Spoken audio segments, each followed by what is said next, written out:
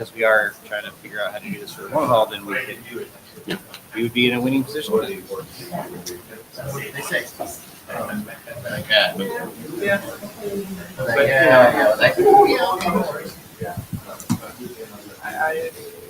It was all new information, so. But this was. Did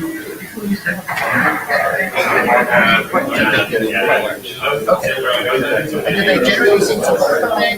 Yes, actually. Okay. Yes. Very cool. I mean, there's always the whole like, yeah, we'll make each other. Oh yeah, okay, that sounds like a great idea. I don't see rolling to that. Possible. Yeah, well, we'll see. It was too early for them. This was Thursday, so it was too early for them to register it here. So I told the guy that I would put in whatever word he needed with his management for travel to Bangkok. We are totally cool. Thanks for checking. This is great. Do you need power, by the way? Because one thing that I noticed about here is that like all the power plugs are completely occupied, and the chairs have no power for laptops. Thank you. Do you hear things up here while you're doing it? No, I'm strung across the hallway there. As long as nobody will mind or get tripped, I'm fine. Okay. I don't know about Martin. What are you gonna do, Mark? I got juice. I mean, I'll be fine. Okay. Well, I'll make sure when we're ready for the next session, and you know that'll do. Boom. Okay. Hey, Thank you. have a great time.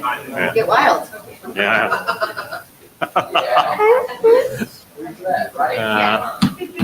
Hey, this is pretty good. Good turnout. You make the room smaller or make it bigger? This DKG is volunteered to Jeffrey. JavaScript. Okay. This is a minute taker. Actually, I can start the. It's after 9:30. Start the. Did you have someone taking notes? We know we need to ask for a minute taker, but I was going to hand out the. Do that. If you want to run the show, I can take notes. I can do that. You want to swap places, or I just we're fine?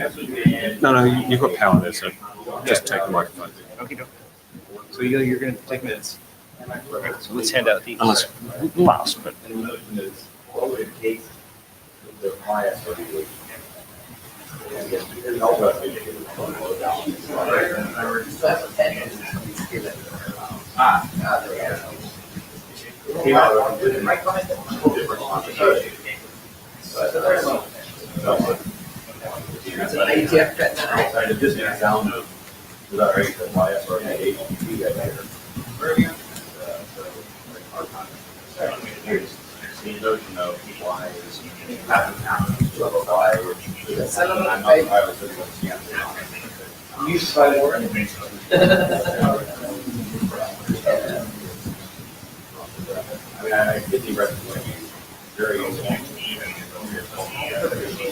Lorenzo's going to be in DMM scheduled at the same time, so it's not going to be here. so I've got inroads.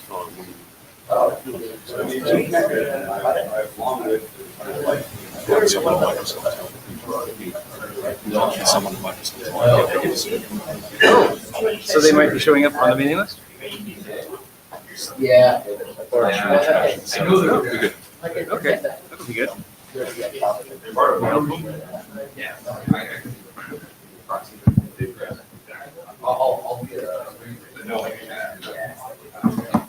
Are the blue sheets making their way around? Yes. Very good, very good.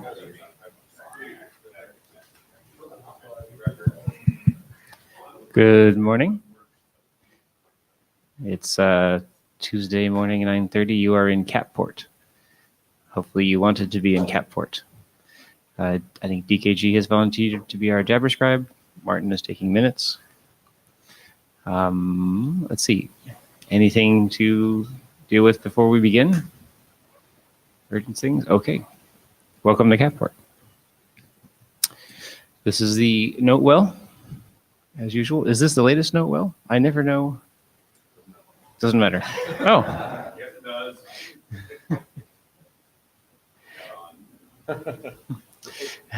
What's more important is that people understand that it exists and that they have responsibilities.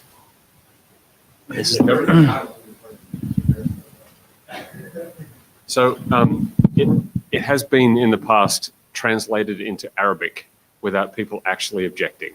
So go to the webpage, understand your obligations, whatever. That's fine.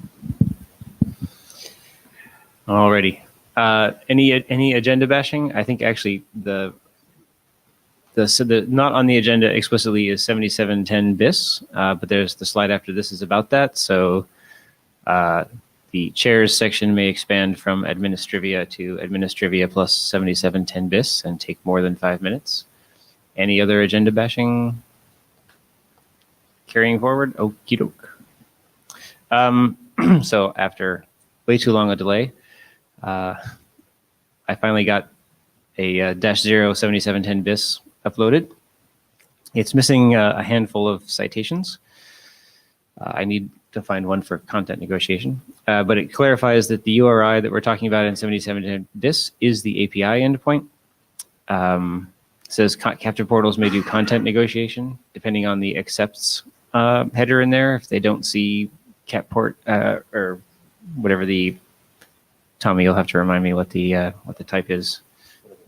Application CAPPORT JSON something captive dash API. We remove the recommendation that you should use IP address literals, and we in fact invert it. You should not use IP address literals.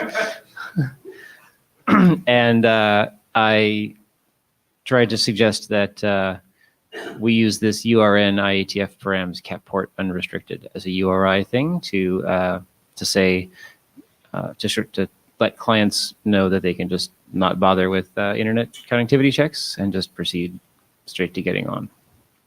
I don't know if this is useful, but it seemed like a way to short circuit or to indicate that you could short circuit the captive portal connectivity checks. There was the question of where additionally this might be made available. In discussions with one captive portal vendor last week, it seemed that the DHCP onlink infrastructure was not always under their control in a substantial portion of deployments. Furthermore, in the ones that they did control, changing DHCP parameters might be seen as exceptionally risky. And so they asked whether the captive portal API could be made, blue sheets, anybody? Okie doke. Thank you. So they asked whether the captive portal API could be available via some means other than DHCP or RAs, given that they wouldn't be able to. I asked if they could deploy 7710 URL options in new deployments, and they said, yeah, sure, okay. But it's not going to deal with the existing deployment base, so most likely, most of it. So could we do something else? And one idea that came up was in the redirect, HTTP redirect of the sacrificial clear text, could there be an HTTP header that said not only location : redirect destination, but something about where to find the captive API portal endpoint? I don't know what people think about this. This is not in 7710 bis, but I do think we should talk about it. I can and fully intend to send something to the mailing list about this. I don't know if you want to talk about it now, what people think about this idea. But I don't know what's required for actually sort of requesting an official HTTP header. Or X dash. Does Shek talk about Cable Labs? No X dash. So I think we have a slide in the API URL specifically to talk about this. Oh, the last slide, which is, well, I can give it away right now. It's like it was just using the link header with a link thing, and there's already a suggestion in there. Is that in the HTML content or in the header? In the header. In the HTTP header, okay. Yeah, it's in the header.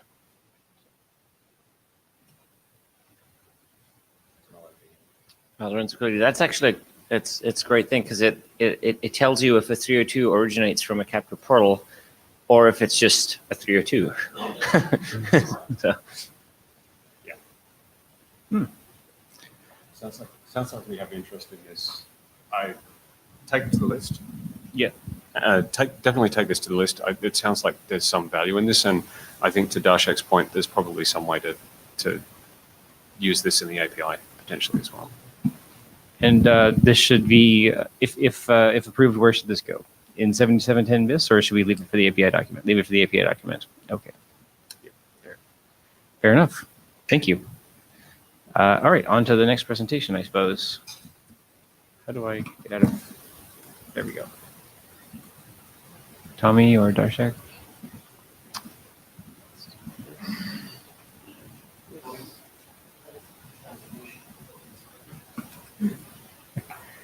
Do you want the?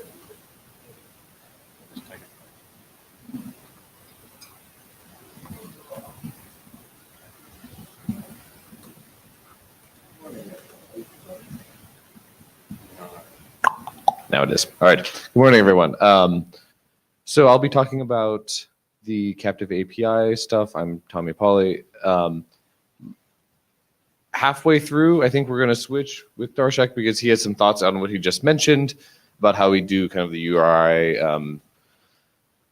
the redirecting, how we handle the URL problem. But before that, I'll give a summary of the latest updates to the API document.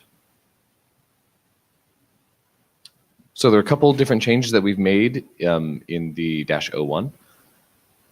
So one is that we have put in all of the necessary IANA registration forms to get our captive JSON type.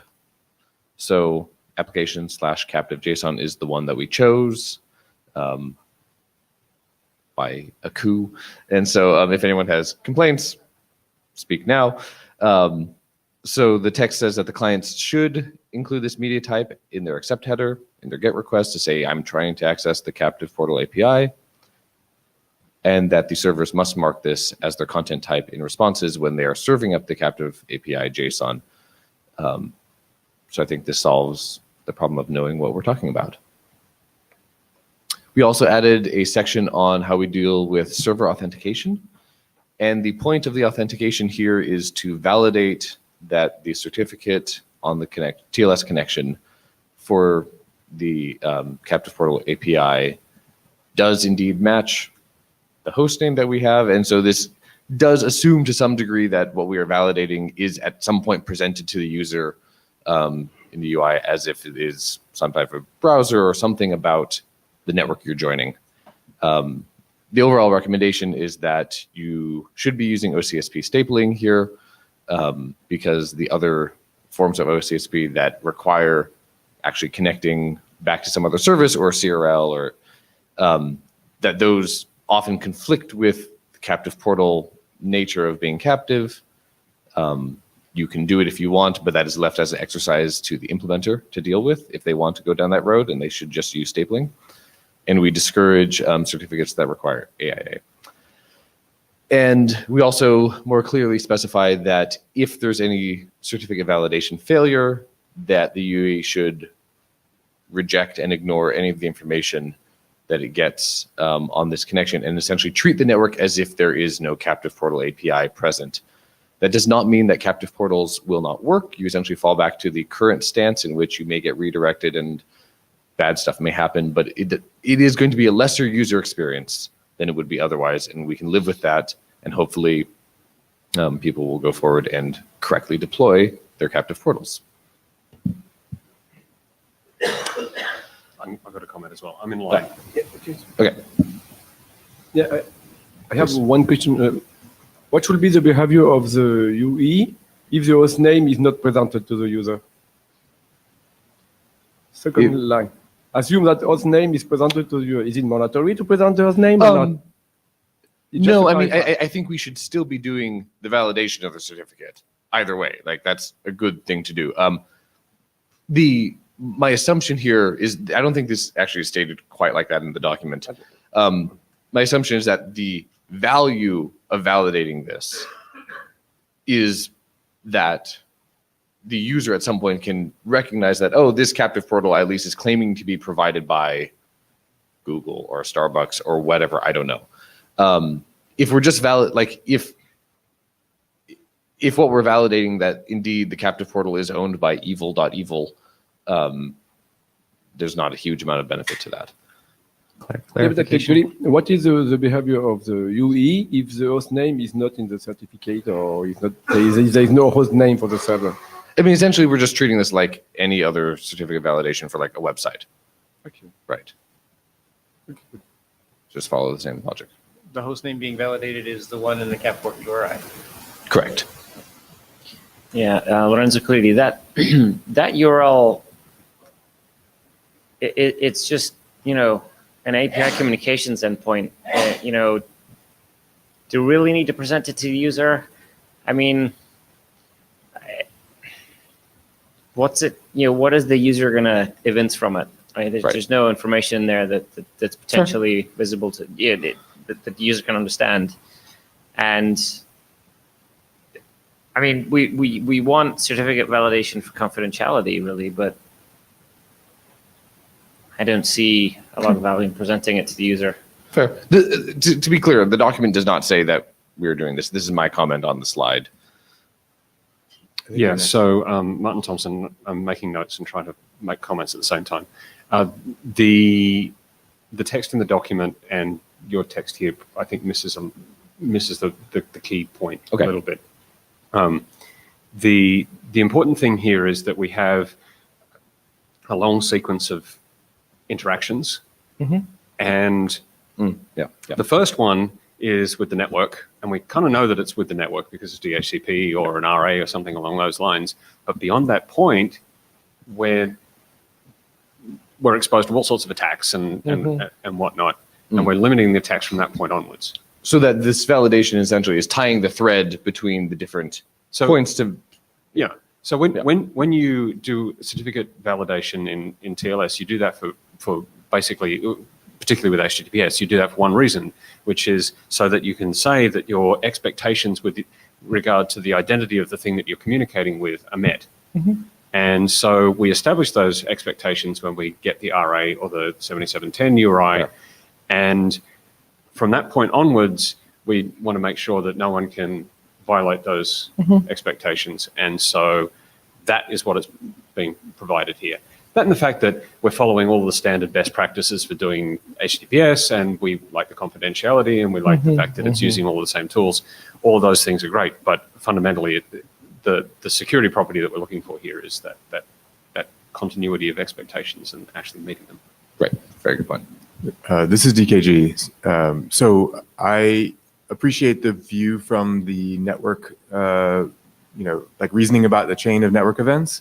But the reason that we're validating the name is because when you connect to a given network and you think you're connecting to the Metropolitan Transit Wi-Fi, you want to see that the user needs to see that it is the network that is the Metropolitan Transit Wi-Fi. Right. Which was kind of the point I was getting to here. That is a way to go, right? To say, like, if I join the Starbucks captive network, that something to indicate that, oh yes, this portal is brought to you by the thing you're expecting to connect to is useful. And if we do that via showing them a web interface where you can put the Starbucks logo, like, well, sorry, but I can put the Starbucks logo on my home network.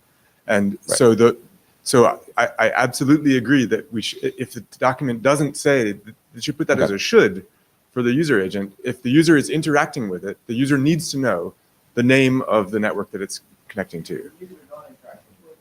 If the user is not doing any interaction whatsoever, then you don't show the user anything. But they have to be not interacting with it on the basis of something that they have maybe interacted with in the past. Like, if this is wifi.starbucks.biz, then I'm okay, right? But there needs to be some linkage between the user's mind and what they're doing so that they know what networks they're connecting to. Right. That's kind of the direction I was going down here. I do think that we do need to clarify what the point that Martin made of the linkage, because that's kind of the fundamental thing for the API, linking with the rest of the architecture.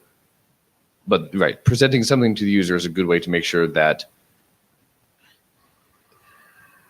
if they join something just because the SSID looked to be like the thing that they wanted, that they have some level of confirmation that maybe there is someone with authority behind this. Warren. No, Warren was before me, but I'm going to go after Warren. Okay.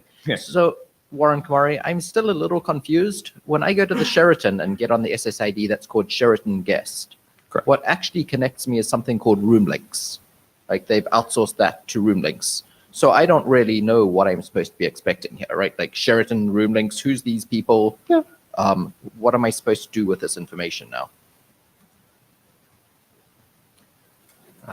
Forensically, I mean,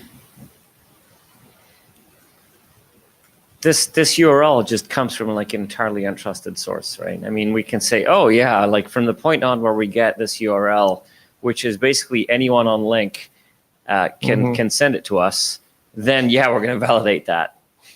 I mean, sure, but I don't think, you know, maybe you could say, I don't think you can even say, well, let's check that it was the one we got last time, because this stuff is, as Warren says, it's outsourced all over the place. You know, there's things, you know, there's this SSID that I connect to, and it's got, you know, it's called Hills Wi-Fi, and depending on the venue, it's provided by a different operator with different captive portal policies. Right. It's sort of kind of luck of the draw, really. There's an interesting deployment question, because this is not the same as the page you're redirected to. Right. So you could even have the page you're redirected to being a different entity than the one that's providing the API. Maybe the one that's providing the API is closer to what you would expect, and they outsource the redirect page, or it could be completely the opposite way around. Can we restrict them to the same host name, so that, because the user will see that one. If they log in to the network, they will see in their user interaction page, they will see a host name, right? You present it, don't you? Yes, I believe we do. Right. But so either way, I mean, you could also present, like, I mean, if we're adding API support, we could also present that in that same portal. But where in the UI? You present two URLs? I don't know. That's not my job. Well, but you know that the people whose job it is yes. are going to be very hard to convince to present two URIs, right? So, I mean, what do we lose if we make them be the same host name? Potential flexibility of deployment. Pierre, I think the point is not whether you want to present the host name to the user or not. The thing is what was said before, that I would disagree with you, Lorenzo, that when you connect to the network, you sort of trust the configuration information that you get from your network. So DHCP, arrays, or PVD, you somehow get that URI that tells you that there is a captive portal API, you have to connect with it. And when you connect with it, it's a good thing that you can use TLS to validate that the thing you're connected to is actually the one that your network told you to connect to. The one, right, the one who is screwing with you by making you captive and giving you this captive information one is the same one who sent you the RA or the DHCP. Yeah. Like, they're in collusion. You're proving that they're indeed in collusion. Yes. So, Thakur Cable Labs. So I think I'm going to address, I think, the point that you made. Like, if we make the API host, the host name the same as that one, we lose probably a lot of actual practical deployment scenarios, I think. Because the thing is, it is very possible that the captive portal API URL may be hosted by some other entity compared to the one that's providing the user page. And not only that, be the same host. They may not be the same host. And the second point is, even if, let's say, the host name may not be apparent to the user, so the user connects to Sheraton and thinks that, oh, it's from some on-link, something else, that's fine. At least you have shown it to the user, right? And then let the user ask the question or decide if they still want to continue or not. We should at least put a recommendation of saying they should show it to the user. So, Martin Thompson, I think this is a difficult problem. And even in the case where you think that you're connected to Starbucks and it looks like Starbucks, it might not be, because we have this problem on the web where the thing that is presented to you doesn't always match expectations. And the reason that's less of a problem on the web is because you establish expectations in how you type things in, how you get to them. We don't have that property here because essentially the network can send you anything. Correct. And it's very, very easy to use confusables and all those sorts of other things to basically fish in this way. And that's not necessarily a problem in this case, as long as the primary properties that we're looking for are maintained. However, there is still some value in having this continuity and TLS all the way, because you have the ability to do things like, well, okay, so I've got a password that I use with Starbucks. And now I'm under attack. It looks like Starbucks. But now your password manager will recognize that this is a different origin and not feed that password in. And if people are using those sorts of tools as they should, then you avoid some attacks. The problem with taking TLS out of the link at any point in this process is that you open the door to all sorts of interesting problems. And I don't think we need to go there. Right. And that's an interesting point you bring up, because if we eventually do evolve the captive API into something that doesn't just require user interaction on a web page, and then we can do some more automatic rejoining of things, then yes, certainly the fact that we're validating this will help us reuse whatever credentials we had from previous sessions. I don't think anyone has suggested not using TLS. Right. No one has said that. What I think DKG said is TLS is worthless unless the user sees the name. and part of me agrees with that, part of me doesn't. But if we want to do that, I would really challenge people to say, okay, so what deployment scenario do we have where the party operating the captive portal login page is not the same party that would be operating the API server? Because I can see how the venue page is not going to be the same page, but the entity that is making you captive or not surely should be the same entity that's powering the API. No. Yeah. Tell me more. You've seen all of David Bird's presentations on this stuff. This is really complicated. Yes, I agree it's complicated, but those... Yeah. Okay, so for those people who haven't seen those presentations, and it was probably a few meetings ago, he showed some of the ways in which these network architectures are built up behind the scenes. So you just see a Wi-Fi access point and something happens, and what it shows is that you have, you could probably find that one. It's IETF 99. It's in our chair slides. Oh, it's in the chair slides? Do you want to switch to that? Yeah.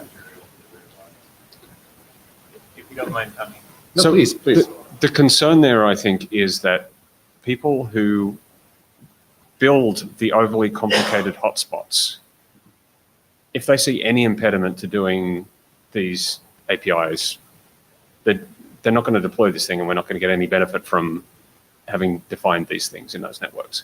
And we're already at the point where this is a big ask for these guys to deploy. And you see the picture here. The portal and the website are sometimes different. I'm not talking about the partner website at all. That has nothing to do with it. That was exactly my point. Which one is the one that's being shown to the, which one are we getting redirected to today that's being normally shown to the user? My understanding, limited understanding, is that the page that we're redirected to when we have to log in is the thing labeled captive portal. It's my understanding. Okay. Now, my limited understanding is if you clear that captive portal, you end up on partner website, generally speaking.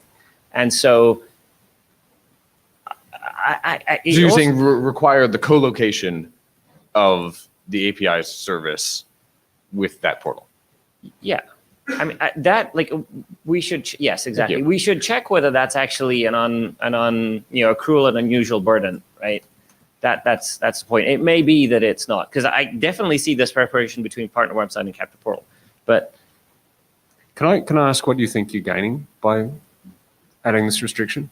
well, I was trying to address TKG's point about the user actually, because the user will see that login page. When you log into the captive portal, they will see that. Otherwise, there's no portal, right? Because if they don't see, right, like by definition, if it's a captive portal, it means that the user sees the login page. Right, but doesn't that simply mean that the operator of the network needs to ensure that the page that the user ultimately ends up seeing is one that they will trust? I don't understand that question. I'm So afraid. you could imagine, I think, let's say that my API host name is different from my portal host name, and my API tells you where to go for your portal, and maybe it sends you to something that looks good, but it itself, as the API server, is some host name you would not expect, and maybe potentially redirecting you. So as a concrete example, I go to the Starbucks. The mechanical details of all of this has been offloaded to some other provider. And so that provider manages all of the plumbing, but they send you to a portal page that redirects and redirects and redirects and ultimately lands you on a page that has the Starbucks origin and shows all of the nice things that you might expect to see. Underneath the covers, the thing that's being presented to to over 7710 or over the API could be anything. And we're sort of seeing here that there's a bunch of websites involved in this process. I see. So you're saying that Capture Portal could log the initial redirect. We couldn't, even if we enforced that the first 302 got sent to the same URI, it's the same host name as the API. The initial 302 might just lead. You might just bounce off that and not into something else, and it would just be an unnecessary So the user restriction. would never ever see that anyway. Right. So this is DKG. Let me just clarify why I think it matters what this is. If we are envisioning that this is something that's going to provide smoother, more seamless access for future connections, then the user may actually never see the captive portal page on subsequent connections. And so that captive portal page may never end up showing up, which means that whatever your client is doing to decide to navigate you through this without you having to face the captive portal is going to be keyed to something. And what it's going to be keyed to is this invisible thing in the middle that we're talking about validating. And if that's actually invisible, then what you're saying is the, evil.evil can ultimately point you to starbucks.wifi.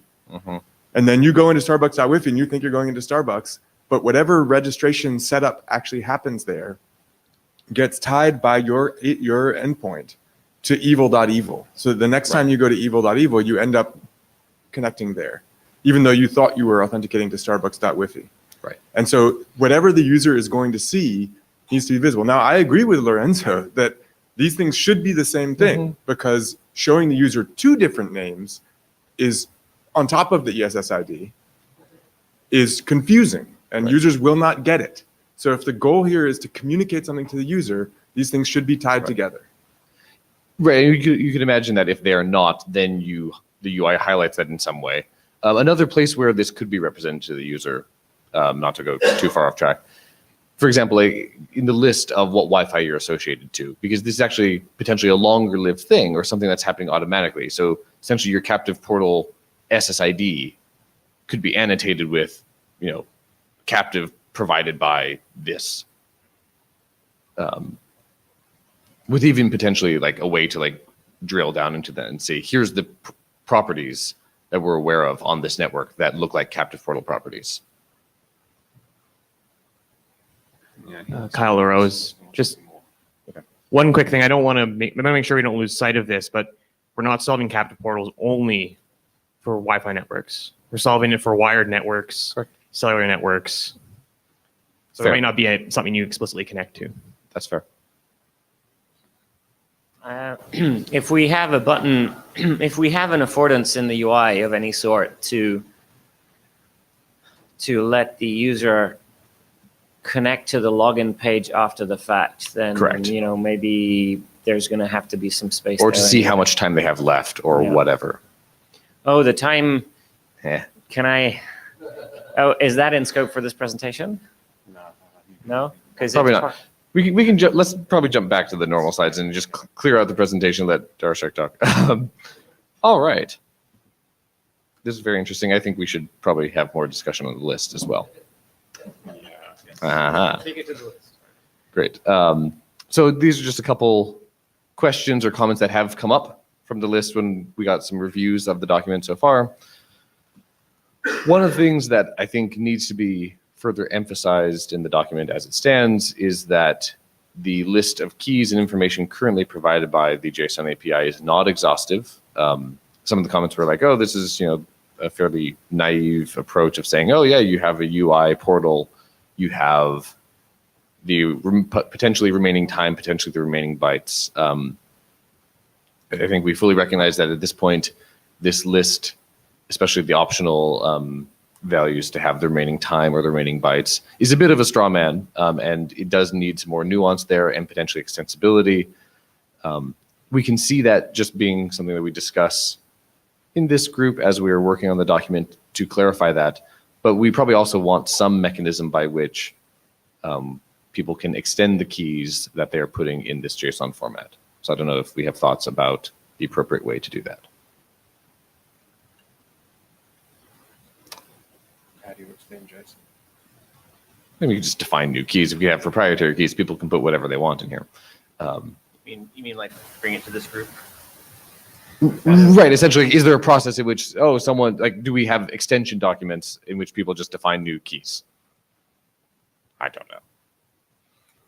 JSON bits with blobs of HTML to also please display on that page. You want a registry? Yes, right. Like, does this need to eventually become a registry is So a question that came up from this. So you're basically saying, do we need a registry? And if so, should the procedures for adding that registry be standards action or expert review or like email Tommy?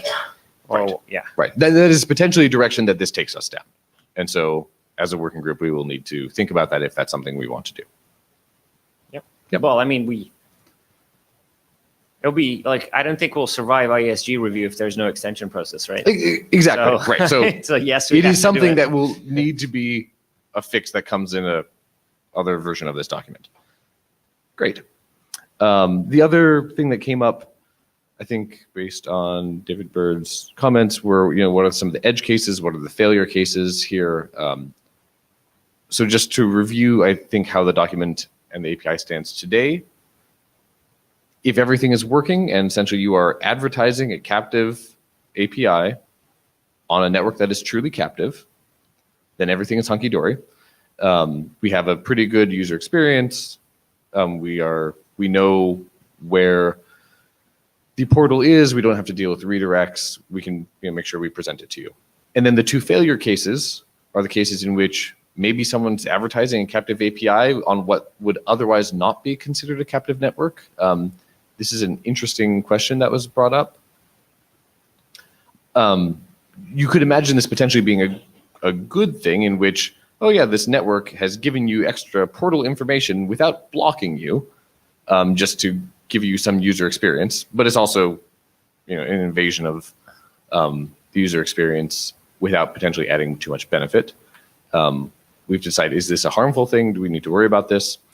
And then the other edge case is that someone is not advertising the API correctly on this captive network, and that's essentially what we have today. It's also equivalent to having an invalid certificate on your captive portal API, and we just fall back to existing behavior. Warren. There's an extra edge case, which I don't think is captured by the bottom one, where it's an incorrect captive API listed, and I don't quite know what happens then. It's like... So the server authentication works out, but it has nothing to do with the thing that's actually blocking you. Or it just doesn't answer. Like it's listed, but the captive portal API server is down. Do you time out? Okay, do you sure. Panic? Do you?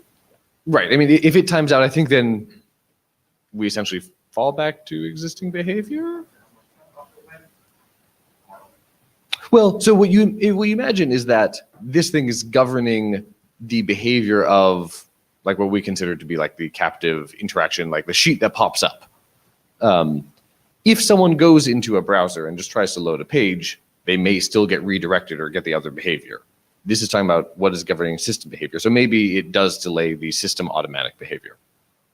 Kyle Rose, regarding the second one, yes, I could see a nuisance portal that just you go to log in, it's like, no, too bad, no. And then what does the user equipment do? Does it just give up, or does it fall back on old behavior? Right. Well, especially if you aren't actually being denied access to your traffic. This is, I think the thing that comes out of this is we maybe shouldn't, disallow you from joining that network. Like we should make sure that your browser traffic can still go through if it can. Right. That we don't prevent that. Or do we want to wait? I mean, do we, with maybe a timeout, because we don't want to just let it go through immediately, because then it'll just get redirected if there is a captive portal. Correct.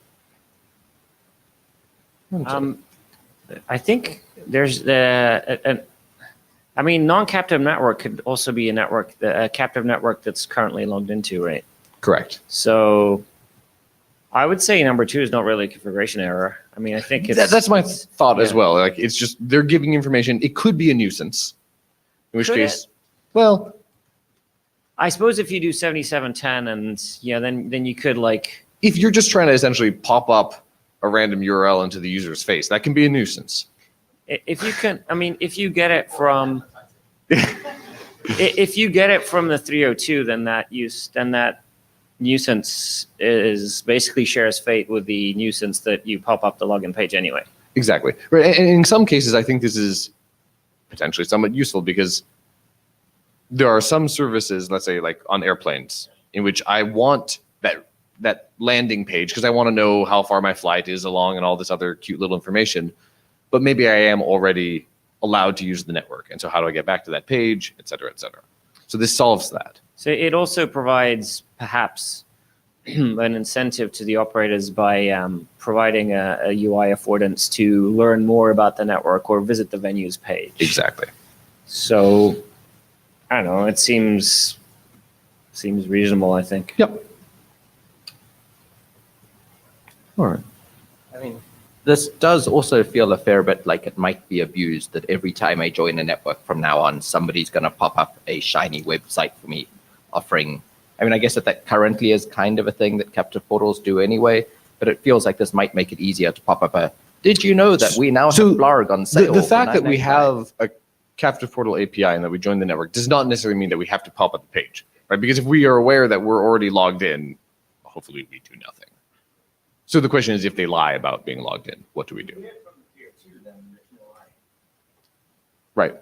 Right. That's true. Everything. And what I will say is basically the same thing as Lorenzo said. If we were 202 anyway, we fall back to this case.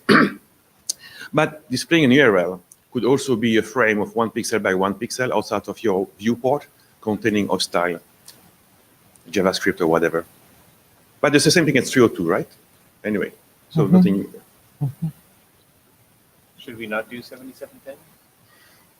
And only do No. No. You need to do 7710 if you want to support case number 2 there, right? Right. I mean, there is value to having knowledge about the state of your captive portal without relying on redirects. Like part of also this allows us to not do probes, right? Because the redirect relies on something that can be successfully redirected. Precisely.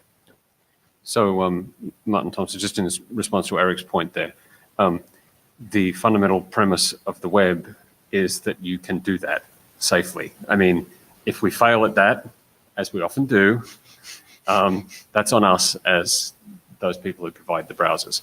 But there's nothing much we can do about it. And yeah, we've already established the fact that they can do this anyway. So great.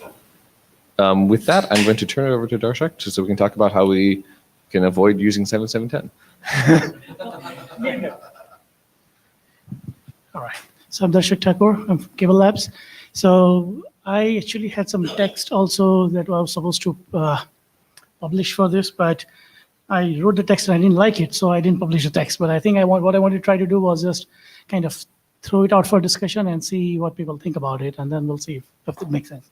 So we sort of had a discussion about this at the last IETF. I think Tommy brought it up in terms of what should 7710.2, right? And so what we are suggesting here is it can be like, let the network operator choose what they want to publish in 7710 or any other equivalent mechanism, right? It's their choice.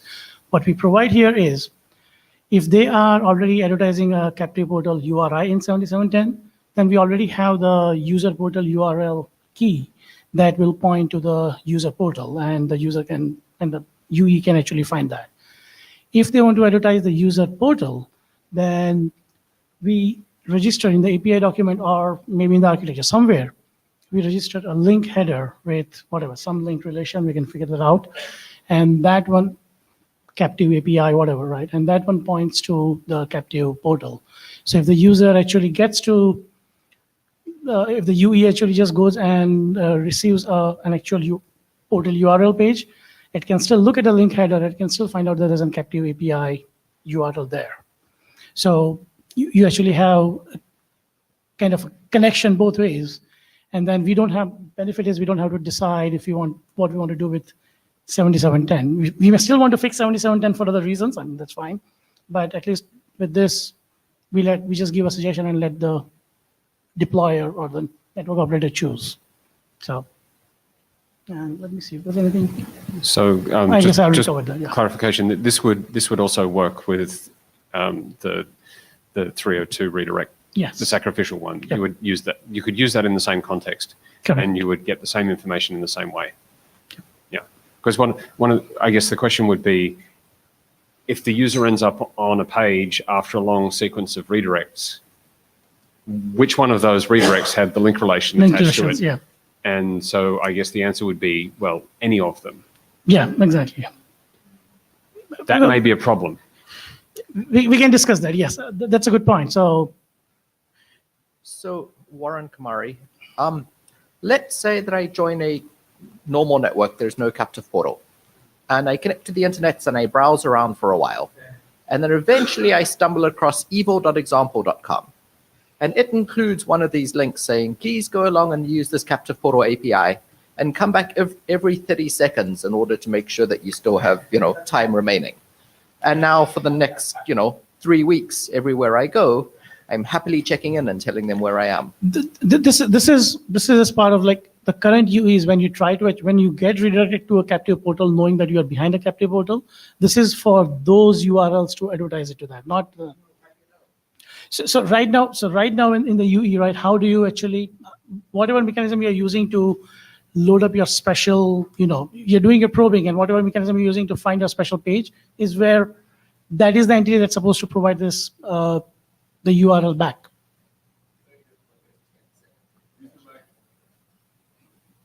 So I would suggest the answer to Martin's question is which of those 302s. I would suggest the answer is only the first one.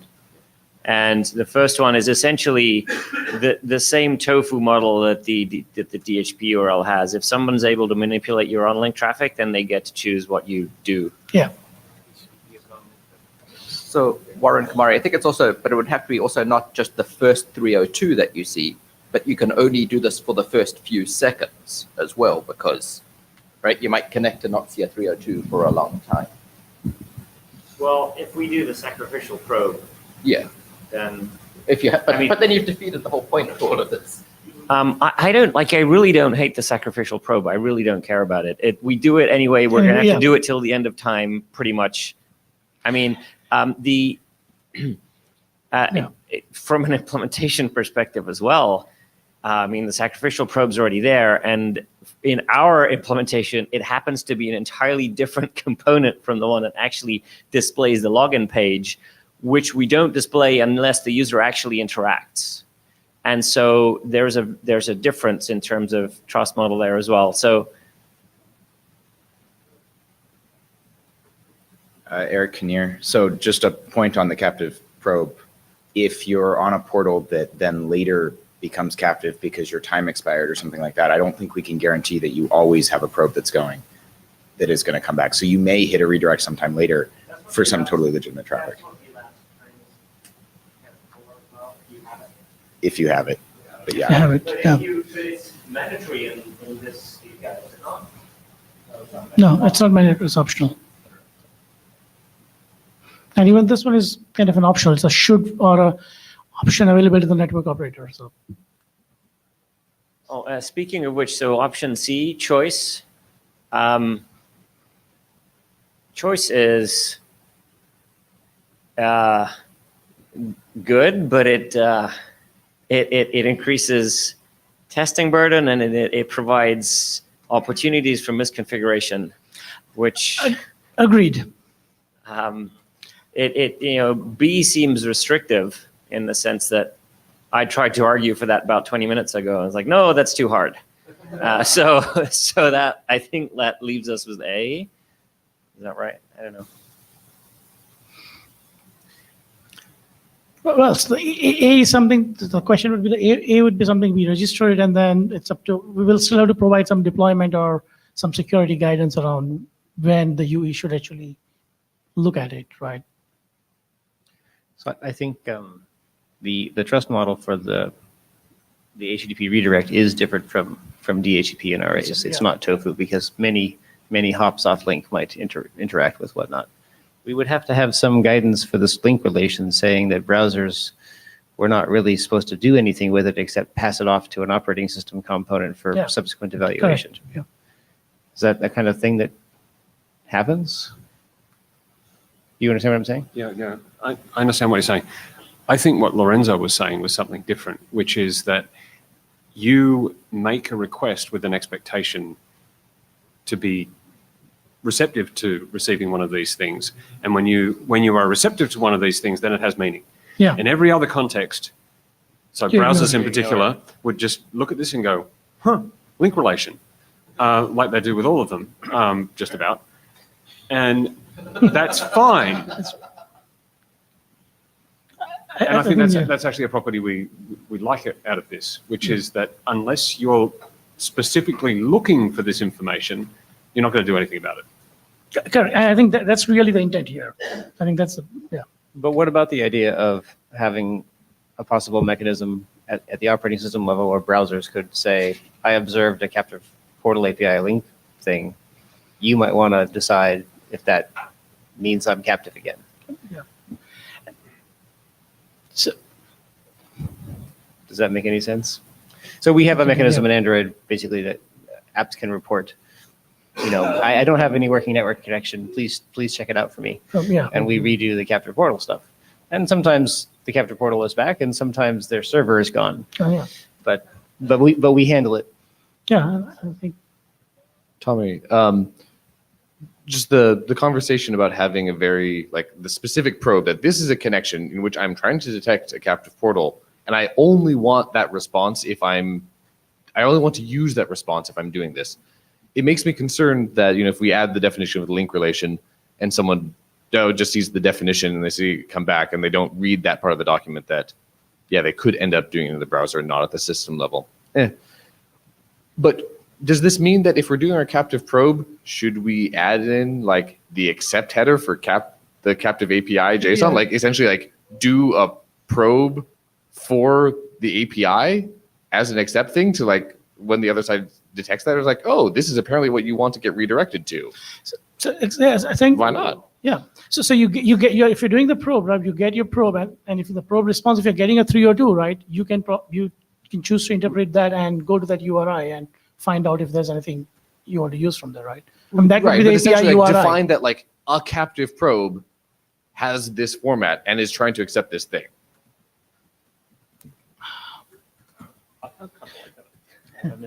So, Warren Kamari, I mean, maybe, but the thing is, at the moment, a lot of people spend a lot of time trying to figure out what the captive portal probes are and do special handling for them with whitelists and blacklists and things. If you now include a thing being hey, this is a captive portal probe, they've got less work to do. This may be a feature or a bug. Kyle, the point earlier about only using the link relation if we think that we may have lost the captive portal is interesting, because it means that we use the link relation if it comes back from a probe, and then any other time we only use it if we had previously seen one from a probe. We can make that kind of the logic. So yeah. The OS is aware that we're in a captive portal from it having it previously. It kind of breaks down when you look at cases where maybe the captive portal starts being enforced later on, or it's being used for some other purpose or something like that. But So I think that was one of the reasons why I probably didn't even put the push request, because as I started writing it, I mean, this actually literally, apart from just, registering the link relation, we will probably have to have a huge section about deployment guidance or, security consideration, something somewhere, either in the architecture or in the API document. I don't know where the right place is. If we do decide to even consider this. Wherever this mentions, it'll need to be considered in the security section. Yeah. So. All right. Thank you. Our 10-minute API update, and That was a great discussion. been here for an hour. It was well worth it. Okay. So we have tons of time for this meeting, but I'm hoping we don't use it. But Kyle, no pressure.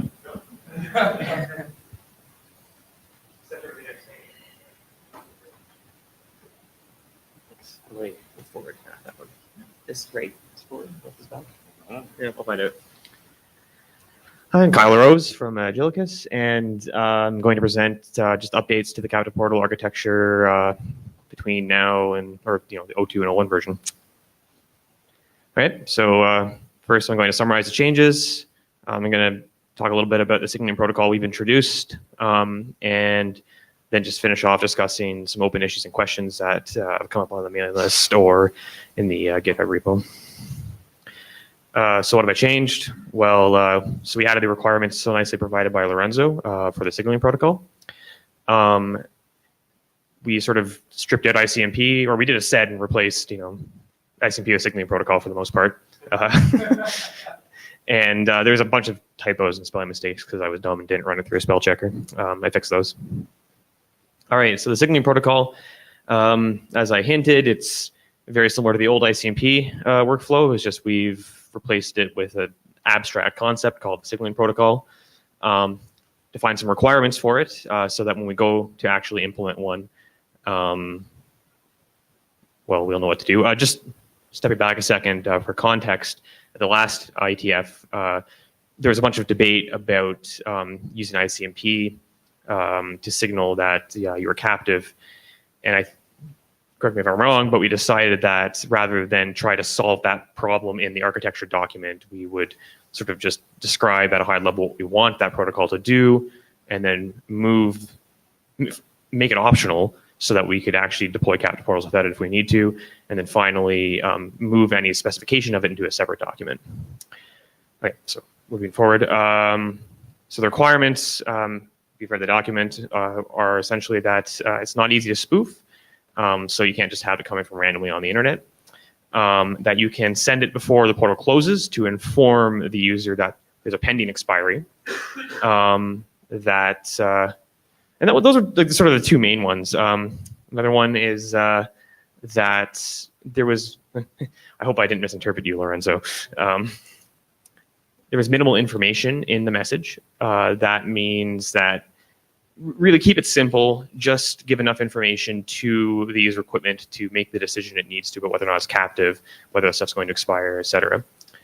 I added some requirements around being able to identify the source of the signal in order to validate it later. It's debatable whether that's actually necessary, and I think I'm going to discuss that a bit at the end of the presentation.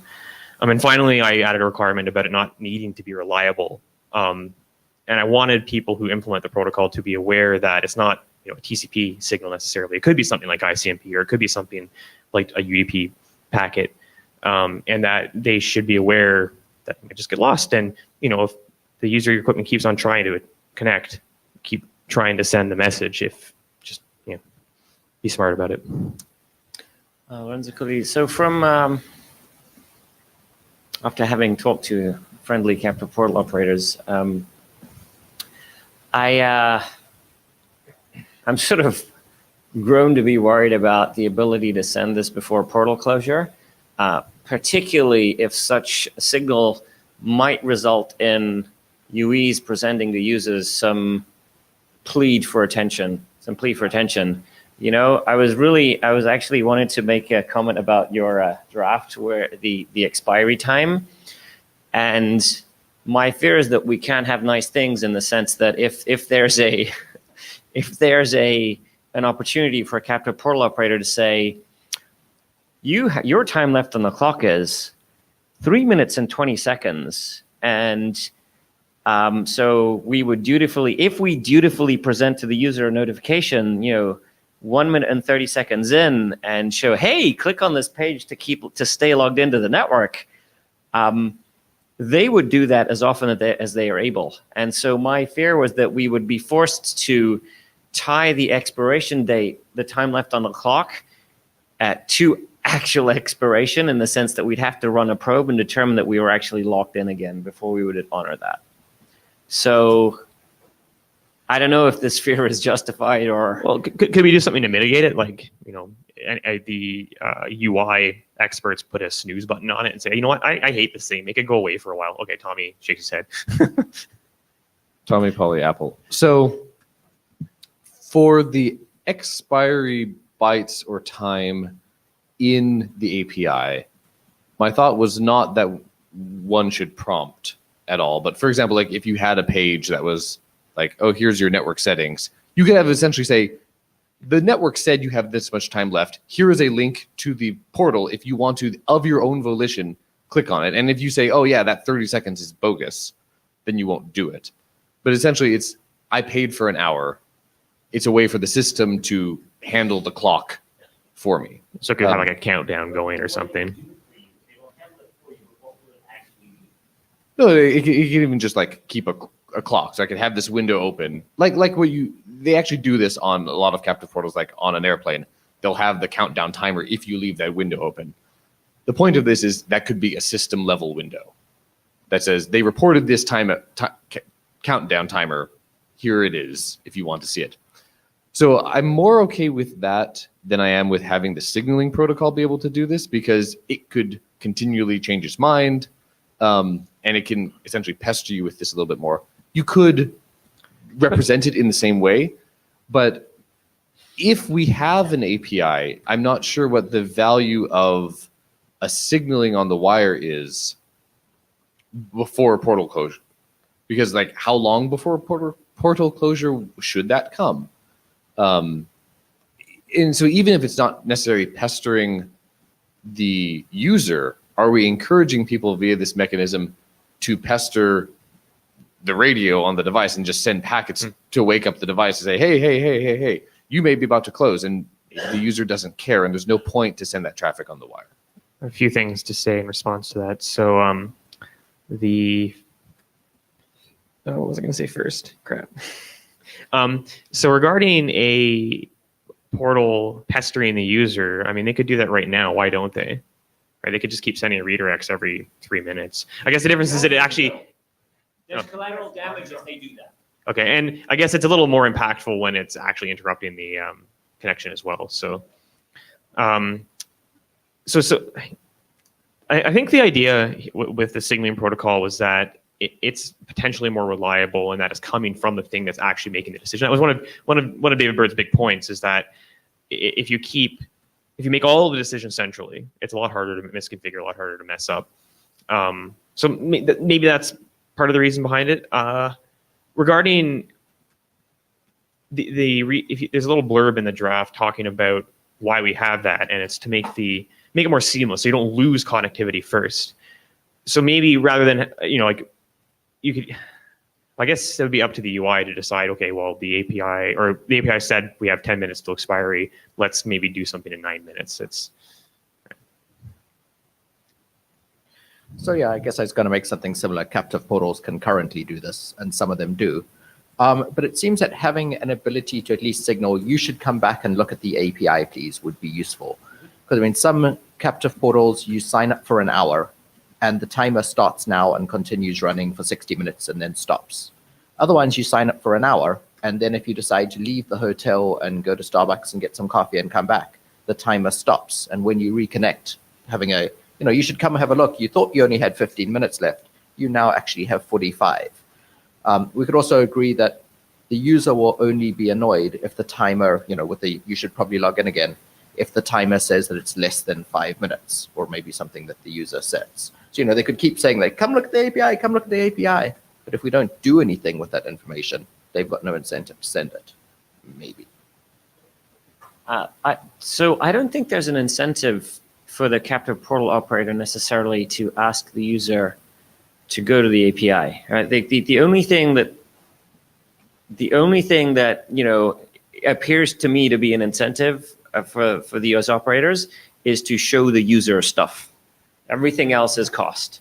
And so I think if we get prompted to go to the API, even if it results in us, burning packets, I don't see a lot of harm. And most will update our idea of what the JSON values are, including perhaps time left on the clock. And if those don't actually result in, pleas for attention to the user, then maybe that's fine, right? To Tommy's point, we just update our clock with our new idea of what the clock is. So, but that was one of the points that I think we'd made in Chicago, I think, was it? Where we, or maybe London, where we said, look, this should be a hint to go to the API. It should never be a hint to do something else. It should always be, hey, something has changed, go look at the API. And I think that removes a lot of the incentive, the negative or the wrong incentives here. So I'd appreciate if someone reads the text in the draft just to make sure that I've captured that correctly. I think I did that, but if there's any wiggle room in there, we should try and lock it down. This is DKG. So I just wanted to ask that we think clearly about the sort of power structures that we're putting in place here. And I tend to agree that providing the signaling protocol to happen after the fact puts a lot more power in the hands of the network operator. And if we say that you only get this during connection, then the network operator basically has to state something and then stick to it, right? It negotiates something during the registration phase. I might be using the wrong term there, but right during the phase where the user interacts with the captive portal, and it's committing to something that the user and the user agent is going to keep track of and will do the right thing appropriately. Now, if you want to, during the negotiation phase, tell the user, I'm going to register you, but only for 2.5 minutes, so you'll come back and look at an ad in 2.5 minutes, then the user can say, this network is not functional for me, and be done. If instead it says, sure, go ahead, I'm registering you for an hour, and then it comes back 2.5 minutes later and says, whoa, you got to check it out, something's changed, then I think that's a problem. And so I think this is something that will be more useful to users if the negotiation, if the network operator knows that they have to stick to the negotiation that they've made with the user at the registration time. What if when we, in the API, we are a little more strict about changing the timeout, right? If it's also, it's like this weird discontinuity in the remaining time when you go and visit, it indicates something's wrong, but I mean, you go and what's the damage of going and visiting the API again? Aside from cell power. API is different from the web portal. So that was Lorenzo's point, is that we need to make sure this is a signal for the headless portion of the protocol. My device has a limited set of resources, right? Mm-hmm. Whether it's my brain or whether it's my smartphone or whatever. That's battery, that's radio, all of that, right? When the network comes back to me and says, hey, I need you to do this thing, you're burning my resources. And if I've negotiated with you that you're not going to burn my resources for the next X amount of time, unless I'm choosing to do it, I want you to stick to that. So, Pierre Pfister, so given that we have an API, we are designing an API portal that it runs on HTTP, that it's trusted. So this looks a bit insecure to me to rely too much on such a signaling protocol. So for me, it would really be useful in case there is some synchronization issue between the API portal and the network for some reason, load balancing in the network, some device went down and up again. And so that can happen. So in my opinion, that shouldn't be more than just an ICMP error message. I don't see why it would need to happen before portal closure. Like the network shouldn't have to keep track of who's connected, and that's up to the API portal. So yeah, when you send a packet, that packet has to be dropped by the enforcement point. Yeah, it seems fair that it would send you an ICMP message telling you, oh, you're captive, and you should probably go to the API portal that you already should know the URI for. Like the URI should not be in the ICMP message, otherwise it's an attack vector. And I would be fine with that would be an information. If you actually get such an ICMP message and your connection is running fine, why would you do anything? So if you don't want to visit the API portal, just don't. If your network is evil or somehow wants to block your connection, you don't really have a choice. You have to go to the API portal. And if the network wants to exhaust your resources based on that, it just can. So Warren Kamari, I think that there is some incentive for people to play funny games here. So unless, and I don't quite know where this goes, maybe architecture document, I come along and I join the Fairmont network, and it pops up a captive portal, and then it says, you have access for 47 years. You should come back every 30 seconds and check. Or they use this to signal come back and check. Now I go to the Hilton and various other hotels and Starbucks and wander around, and the whole time I'm checking in for the next 47 years to tell them exactly where I am. So we need to make sure that the captive portal information stays scoped to the network that you actually join, and that's not actually, I don't think that that's actually written in a document. It seems common sense, but no, it's not. I'll open an issue on that one. Yeah, thanks.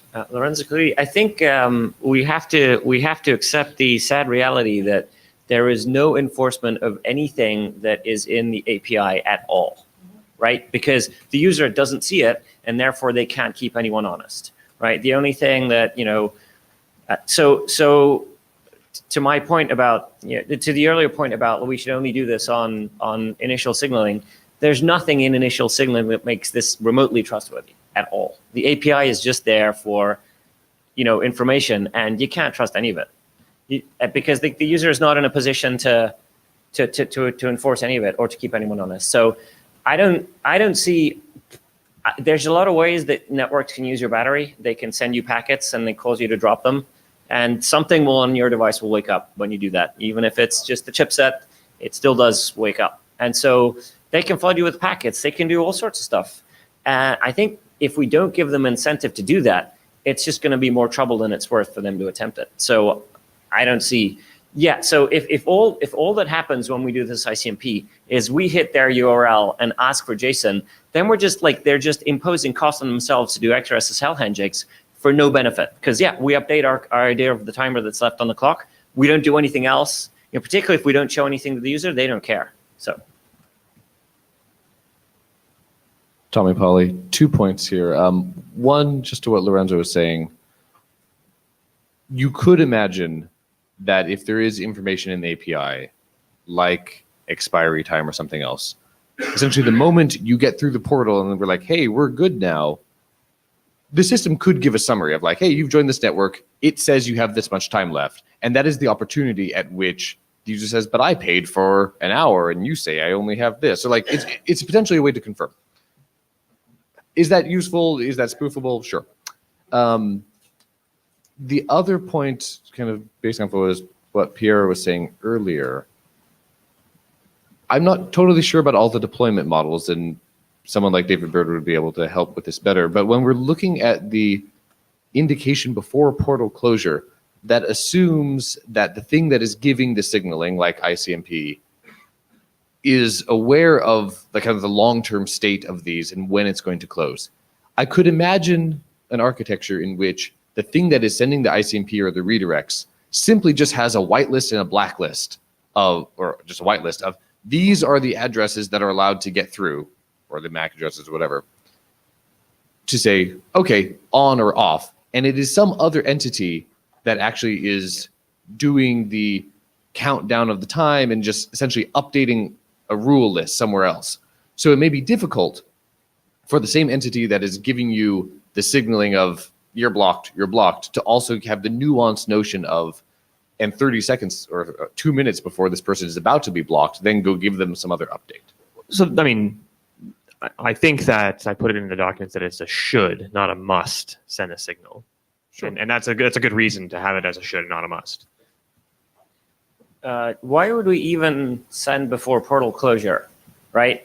If we are absolutely 100% creating an incentive, if we're going to present that to the user in terms of a captive portal login page, it's going to be a disaster, right? Because they're just going to do that every 20 seconds. Right? I think the idea was to try to allow networks to signal issues back. Maybe.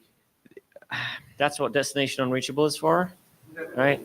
No? But an issue might be, trying to consider there were some people in here a while back talking about the telecom use cases where something, you're infected with a virus and they want to tell you that you're infected with a virus. So right now they're just sending you a 302 redirect to a random HTTP access. Or that you now qualify for Comcast Business Access if you only sign up here for. So, I don't know if we want to explicitly de-scope that sort of use case, but right now, as far as I'm aware, it's still on the table. So let me summarize a conversation that we had with a apparently quite competent captive portal operator, right? The only thing that their customers wanted, the only reason why they were providing free Wi-Fi at all was that they got to show the user a page at the end of the captive portal sign in, okay? And they hate our guts because we closed that page as soon as they unlocked the portal, right? So they were basically saying that makes it entirely useless to us. from that I did use that really the only thing that basically we get free Wi-Fi for user attention. And I think we need to keep those incentives very well in mind before we allow, the network to signal user attention. It's basically, and I think literally, yes, captive portals can lock on you today, but what they do is they cause themselves collateral damage because, UEs can switch away from their network, and it also provides irritation to the user when they're browsing and they get interrupted. And it's a disincentive for them. If we just give them a free incentive, then they're going to use it. So Warren Kumari, I think that's exactly my point, is that users don't like it when their captive portal suddenly stops. Like the destination unreachable as being a good signal. I don't like that idea because I'm on a FaceTime call or Google Hangouts call with my wife, and suddenly it stops and dies in the middle of an argument, and she figures I've hung up on her. Oh yeah, all the time. So I would much rather the network signals, this is going to time out in an hour, and the system just ignores that. It's going to time out in 10 minutes, and the system ignores it. But I've said, please let me know 2 minutes beforehand, right? So we could always have the device decide that it's going to ignore all of the please pop up a message until, 30 seconds before or a minute before. And then they'll just set it to 3 minutes. Then they might as well just set the captive portal timeout to 3 minutes as well, right? It's the same amount of, if they're willing to pop up and make themselves be annoying, they're willing to pop up and or just make the timeout that much less. If I may, Warren, sorry, I inserted myself in the queue there. It might be that you could get your time remaining warning from the system because it got it out of the captive portal API.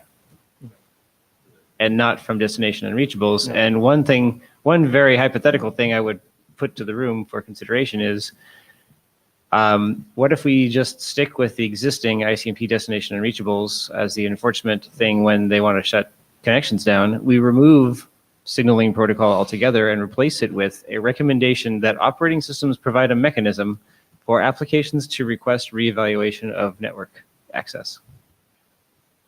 Basically, operating systems should provide a report bad network or a please check the network for me call that applications can use when they think something is gone amiss, possibly a captive portal. But then it still is going to break my video call or something, right? You're going to have to break it before the app notices. Only if the captive portal is lying about how much API is lying about how much time you have left, or it forgot. Yeah. Bear in mind, right? It's entirely possible that a captive portal enforcement point might reboot, it completely lost state, and then really you're just toast again, right? So the earlier thing of they can just keep popping things up. The reason that captive portals don't currently set a 1 minute timeout is because users will get annoyed and wander off. All I was suggesting is the signaling thing. We could ignore it until we think that there's only a small amount of time left. Although that breaks, when you lose state. Okay. So why have it at all then? I'm an idiot. I'll sit down. Every 30 seconds, right? So Pierre Fisser, basically just repeating what has been said already. Sorry, it was just said before. It looks like ICMP destination unreachable is the thing that we are looking for. We could add a new type, like UR captive type, to give a little bit more information about the reason why the packet was dropped. Not mandated. If an older router wants to use the destination unreachable for some other types, might make sense. And Lorenzo, it looks like what you're looking for is that in the architecture there is a requirement that says that based on the time that is available on the API, the user equipment should never be mandated to connect to the API before that time.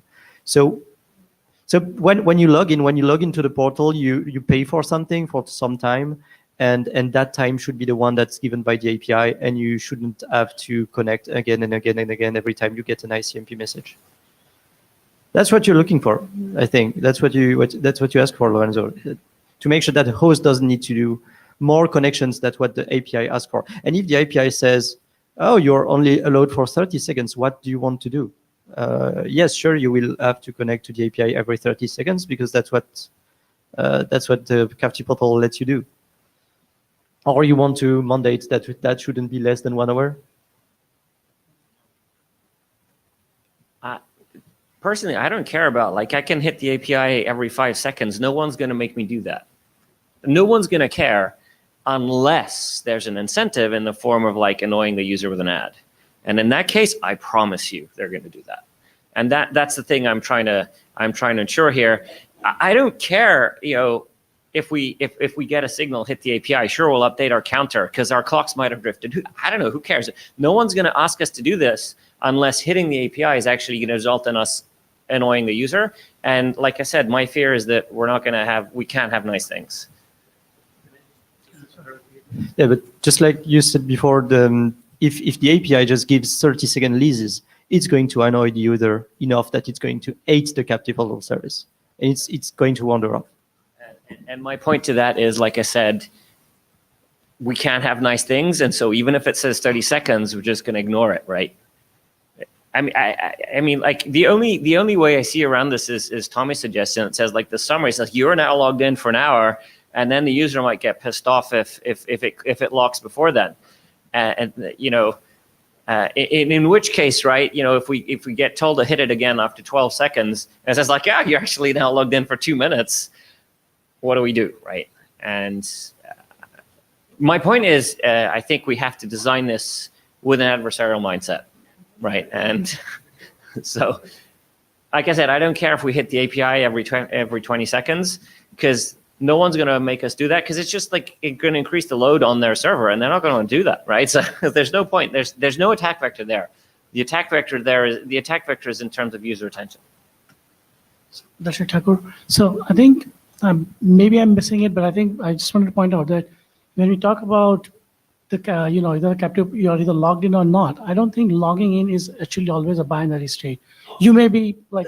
When you connect to a captive portal, you may say, like, okay, you chose the free low-speed connection, right? And if you try to connect to Netflix, it's going to block you, right? It's like you're not allowed to stream Netflix, with the current settings that you have selected.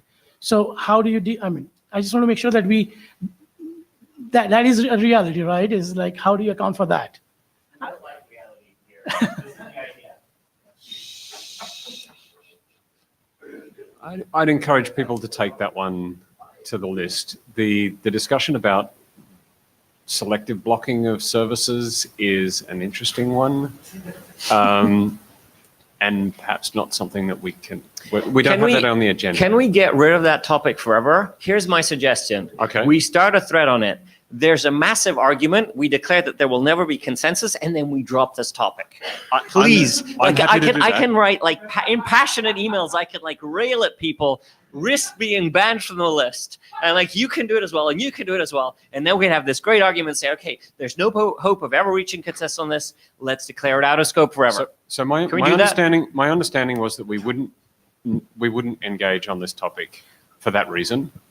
If people think that I'm wrong, come and talk with me privately.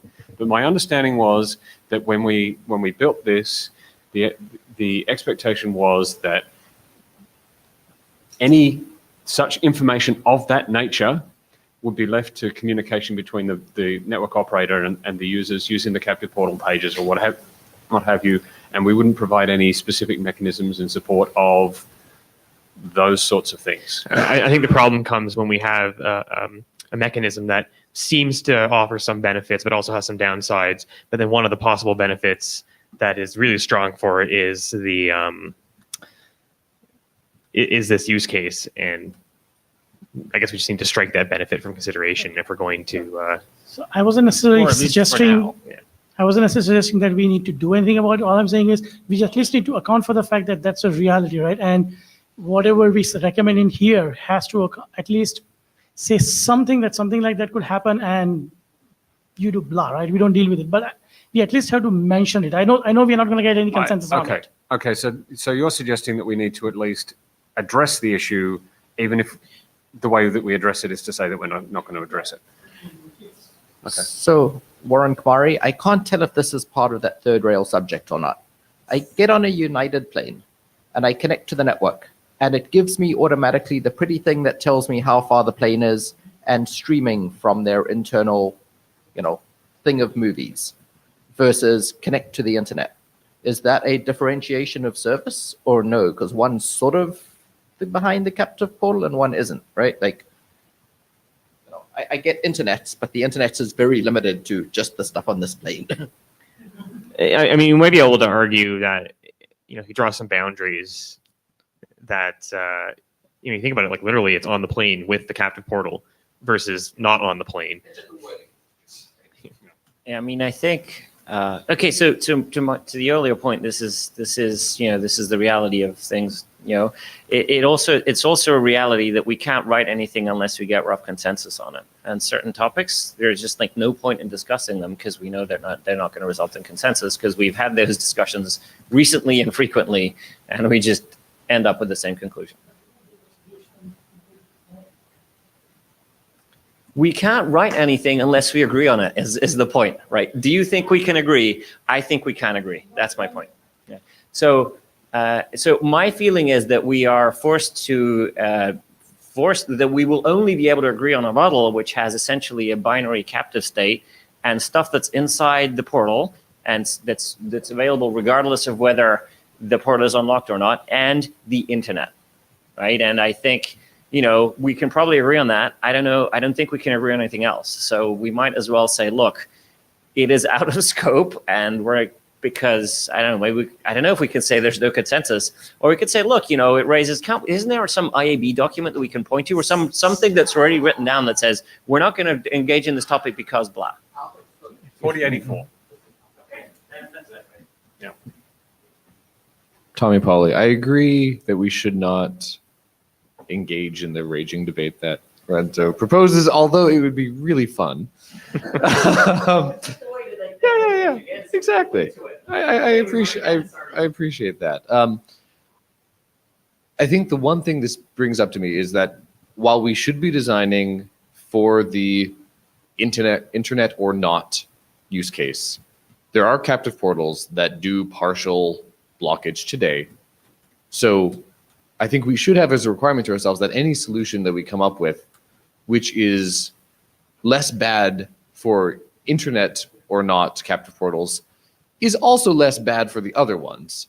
So doing something in our architecture or in a protocol that actually limits or harms those use cases in ways that we don't need to make those use cases much, much better, but we need to make sure that we don't make them worse.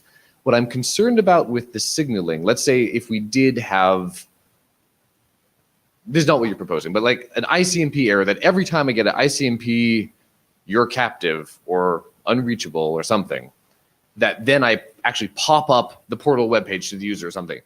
That is something that will not work for a walled garden or a partial scenario because that inherently assumes it's one or the other.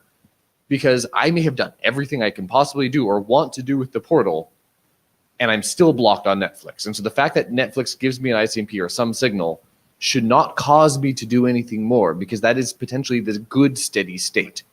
So that's my concern with the signaling protocol, is that if we're assuming that some signal that you're being blocked by a captive portal implies that you need to go and do something more, is I think an incorrect assumption.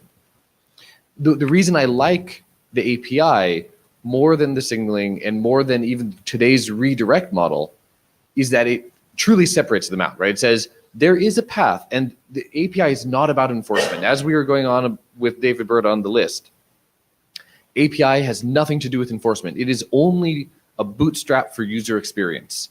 And I think that's actually what we're trying to solve. The enforcement model is not something actually I think we're trying to change here in this group. We're trying to change the way that we interact with the portal to allow the user to get to what they need to do, which is the network's problem. But I mean, the signaling protocol is an interaction. It's a hint. It is a hint, but the question is, what do we do in reaction to it? And we could get to the place where in reaction to being blocked, we do exactly what you would do on a non-captive network, and you got a destination reachable. Like, we don't have to do anything different. I just want to make sure I understand your point. So regarding Netflix and steady state. So the idea is the user, they've connected to the portal, they've chosen their plan, and that's it. And they know that Netflix isn't going to work, but for some reason they have a window open and it's just trying to connect to Netflix in the background, and they just don't care. So why would you pop something up? It's just going to annoy them. Mm-hmm. Exactly.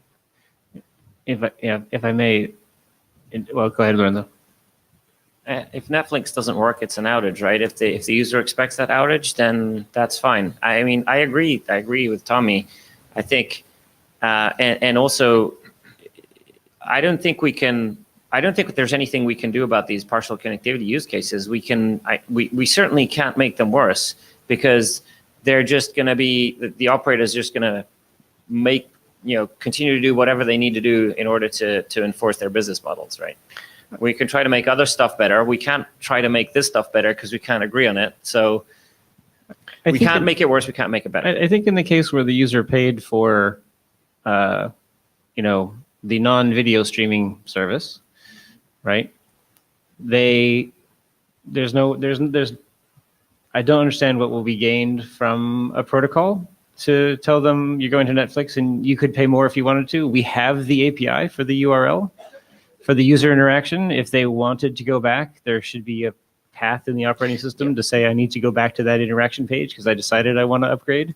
We have that because the API gave it to us. I guess the one nice thing would be if the failure was a little more explicit. Just more that rather than it just hanging and waiting, or my SSH connectors fail randomly, it just fails. And then that's where maybe what Eric was saying earlier, I think it was Eric who said it, that the ability of an application to request the OS to validate the network. I don't know. It's like I kind of like that. But for if it were the Netflix app, it would get the answer. Yeah, no, everything's fine. You're just not going to work. But so Warren, Kamari, maybe this is already covered, or maybe it's too much UI. But what's often happened to me is I've gone along to a hotel and I connect to the captive portal and it says for free, you can get internet access at 1 meg. For $9.99, you can get it at 10 meg. Like, I don't want to pay 10 meg, $9.99. So I get the free one, and then I discover that was not a good option because their 1 meg is not actually 1 meg. And then I can never actually find the captive portal thing again. So it would be really nice I guess if this is a UI thing or something, where I can then click on a button and be like, what was that URL again? Because I'd like to upgrade now, please. That is, the API gives you the user interaction URL, and we can provide an affordance UI. Yes, that's it. And we should please provide the affordance. But it has nothing to do with this. Yeah, I really don't see the issue that we have right now. Like, if the user tries to connect to Netflix and that's not provided by his service, there is an ICMP return message. It doesn't hang out. The connection is just closed because there is the ICMP error. You can display it in the browser or whatever, in whatever way you want. If the ICMP message actually is you are captive, then you can display you are captive. And then the user is supposed to click somewhere in his system that tells, okay, actually I want to upgrade, or and reach back to the GUI. I don't think there shouldn't be anything automatic, and I think we all agree on that. Lines are clearly not mostly related. We encountered a captive portal where the user signed into the messaging plan, which included I don't know what, and we know that it included Google.com because the Google search app was telling us quite regularly that they had connectivity. And then there were the other apps that were telling us, and we do have such an API to report internet connectivity. There were other apps that were telling us, we really don't have connectivity. And unfortunately, the probe that we do for internet connectivity includes a random element.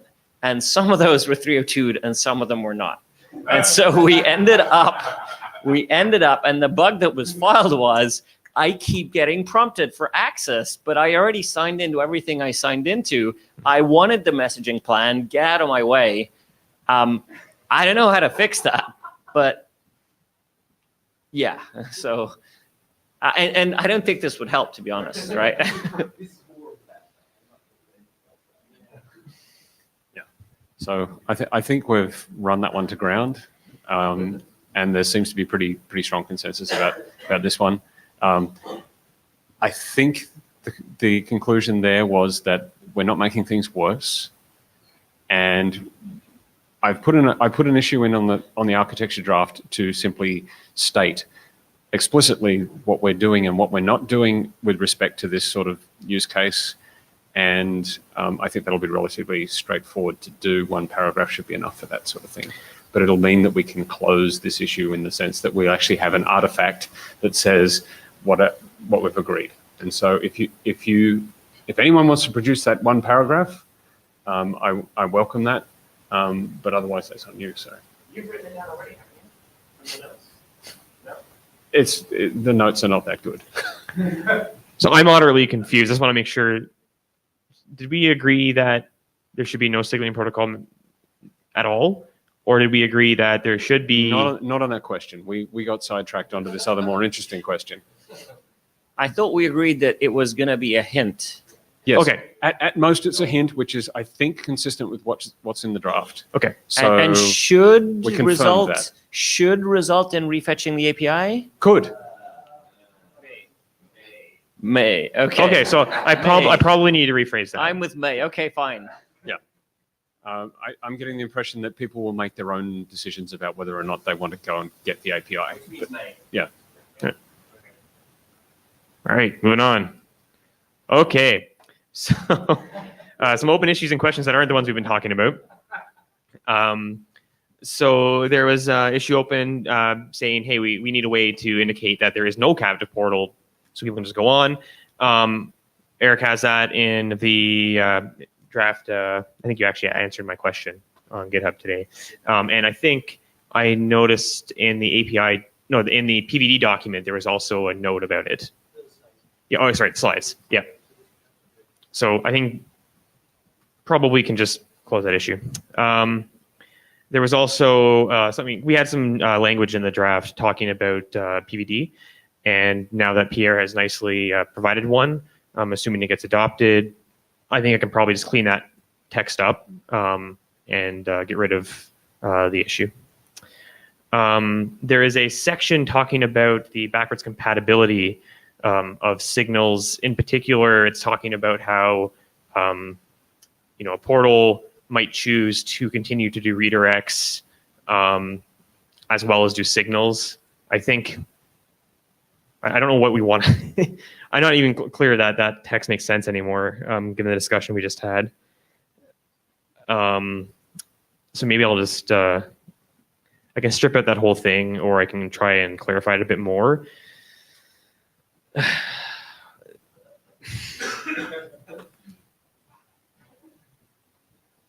think I need to think about that one a bit more. It's not clear to me what the answer for that is. Maybe I'll take it to the list a bit. What does this section give us except an opportunity for disagreement? I mean, I don't disagree with it, but I don't think it also provides a lot of information. It's like, yeah, you could do this. Sure, of course you could. And also saying you should implement this RFC in the RFC itself is like, right? Yeah. You must. So, if you read it, you must implement it. So, yeah, if there's the hint of disagreement on this, I'd say just strike it. All right. There was some discussion at 101 about the accept field and backwards compatibility. There's language in the architecture right now about that. I'm not sure it really should be in the architecture. So I'm thinking of just removing it and delegating that to the API/DHCP documents. All right. This is my fault, or yeah. Anyways, the author's fault. We said in the workflow there's a section about verifying the plausibility of a signal or ICMP message, and I'm not sure plausibility really makes sense. I mean, what does it mean for it to be plausible?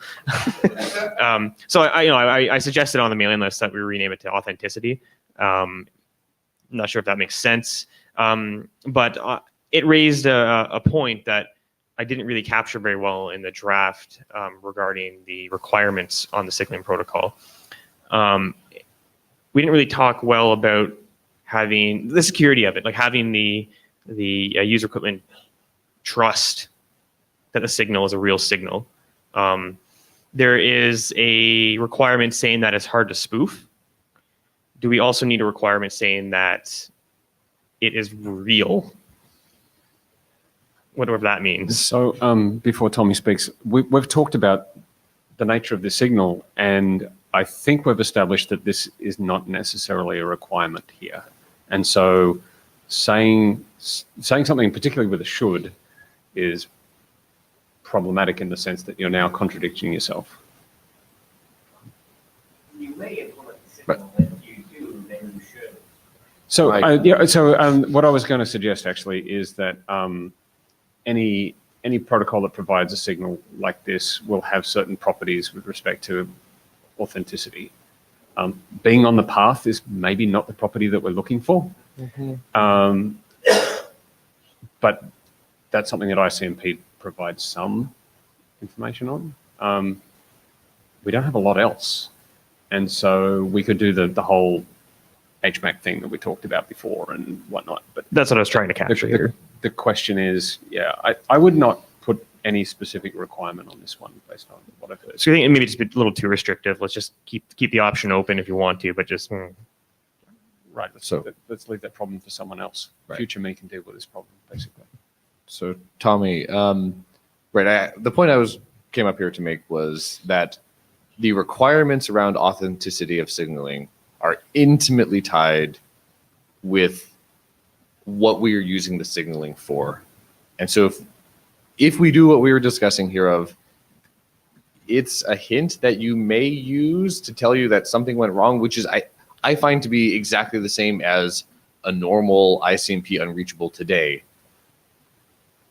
It doesn't really seem to require any more authenticity because it's exactly equivalent to the unauthenticated signal we have today. And we should try to do nothing. Like my concern is if you try to add a signaling method with authenticity, that implies now that I have more of a should, that I should be using this to validate something. I should be trusting this and doing something with the user, and that it gets into the whole can of worms again. So until we actually have benefit from the signal that's going to be a strong signal that carries more than just a hint, we shouldn't add authenticity to give the impression that it does. Yep, makes sense. Pierre Pister. So if we keep calling it a signaling protocol and not ICMP unreachable and try to speak in general terms, it seems important to me that there is some text about the properties of the spoofing possibilities. Like, okay, if you imagine that signaling protocol that can come out of the blue from anywhere, anybody that knows your source address, even though it's a hint, that's going to be an issue, that anyone can send you that, your captive signal from anywhere.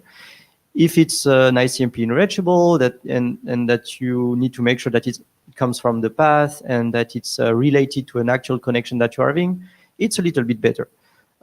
Just a possibility would be, in the API, there was the HMAC possibility that can be done.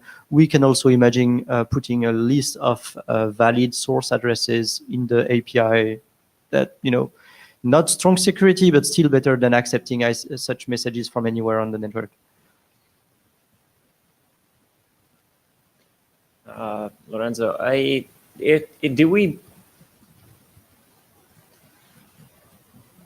how likely is it that we could get rough consensus on this document if we removed all of the signaling text? Can somebody not live with that? I mean, in this room, and do we believe that somebody could not live with that on the mailing list such that we would not get rough consensus? Or rather, enough people would not live with it that we couldn't? Pierre Pister, I think there will be cases where there will, bugs going on between the API and the network. And as I said before, I don't want the page to just hang forever waiting for something to happen. It's good to have some message from the network saying, I'm the network, there is something wrong, please, reach the API or ask the user to do something, or, at least inform the device that there was something going wrong and it's because of the captive portal. So that's a no to the question. Yeah, I think so. Because I think I can't. So, Warren Kamari, I think removing everything about signaling might be a bad thing, but saying signaling is out of scope for now. We're planning on writing a document in the future to deal with it. would be perfectly fine with me. Or, there may be, somebody may one day write a protocol that does this. But at least showing that we thought about it. So where would be the appropriate spot to place that note? Would that be just in like introduction, something? Right.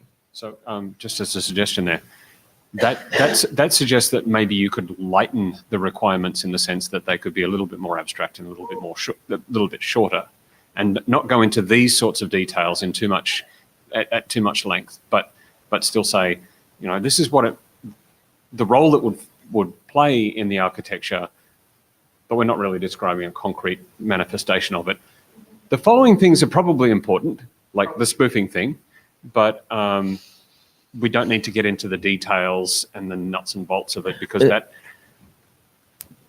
that's very hard for us to do right now because we don't know what this thing concretely looks like. Yeah, especially if it's like these things are probably important, not the signaling protocol must have the following requirements or things. Because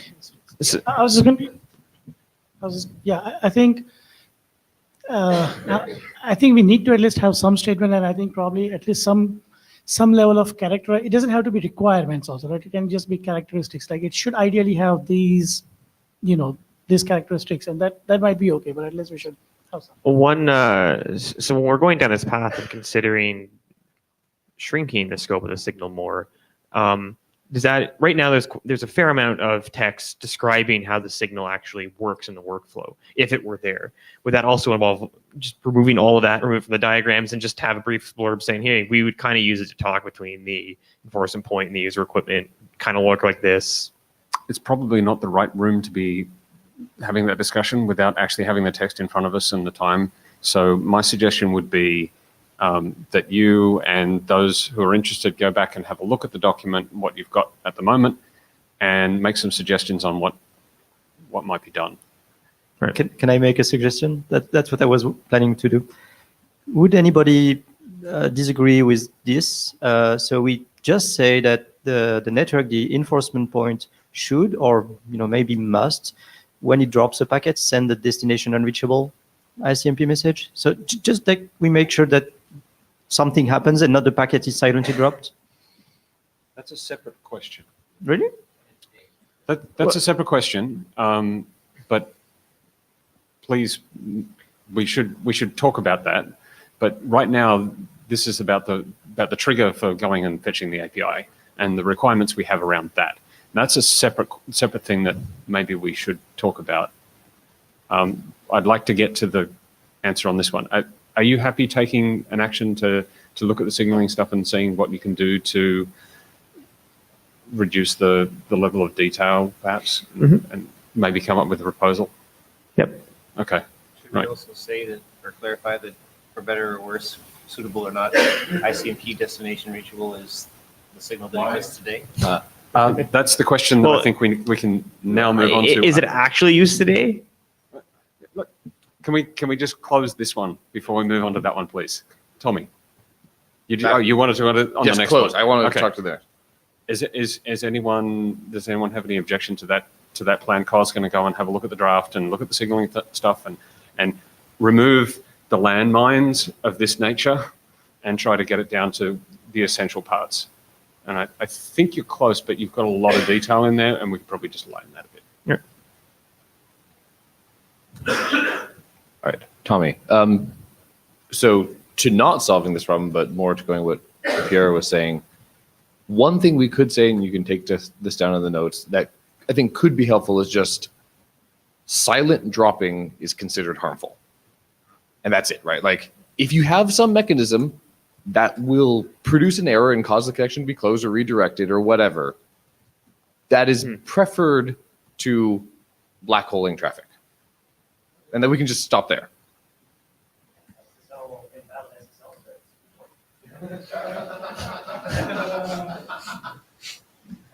So the suggestion from Lorenzo, and in case anyone missed that one for the record, is you should generate invalid SSL certs. That's a great must. In preference to dropping the packet, perhaps that's actually not that bad. Especially if they do. Okay, one final thing, and I don't have that on the slides, but there was a question raised on the list or a point made by a couple of people that they felt the architecture needed a bit more detail in terms of the role of the enforcement device. I'm not sure. I mean, I thought there was enough, but if people feel that we need to call it in more detail, be a bit more prescriptive in terms of its functionality, I'd like to hear that. I'd like to hear any suggestions about what I should say that I'm not right now.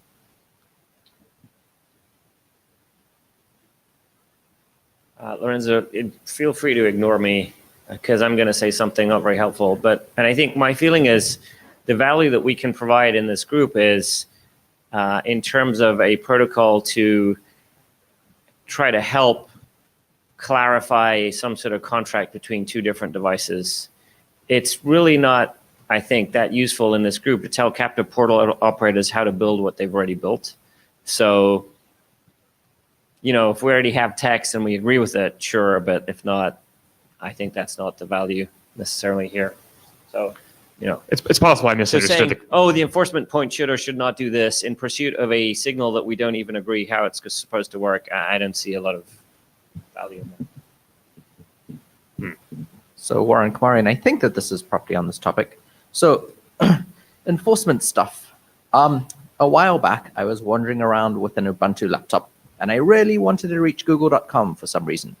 So I opened up my laptop and I connected to the captive portal, and I didn't have any internet, and I typed in google.com, and sure enough, it sent me a destination unreachable, which my machine decided was meant destination unreachable. And then I paid for the captive portal, and I could reach everything other than google.com. So we should be fairly careful with making sure that, you know, what signal we send back or what is suggested and what one actually does with that. Yeah, turns out clearing a destination unreachable that the kernel's learned is kind of tricky, and rebooting is the right way.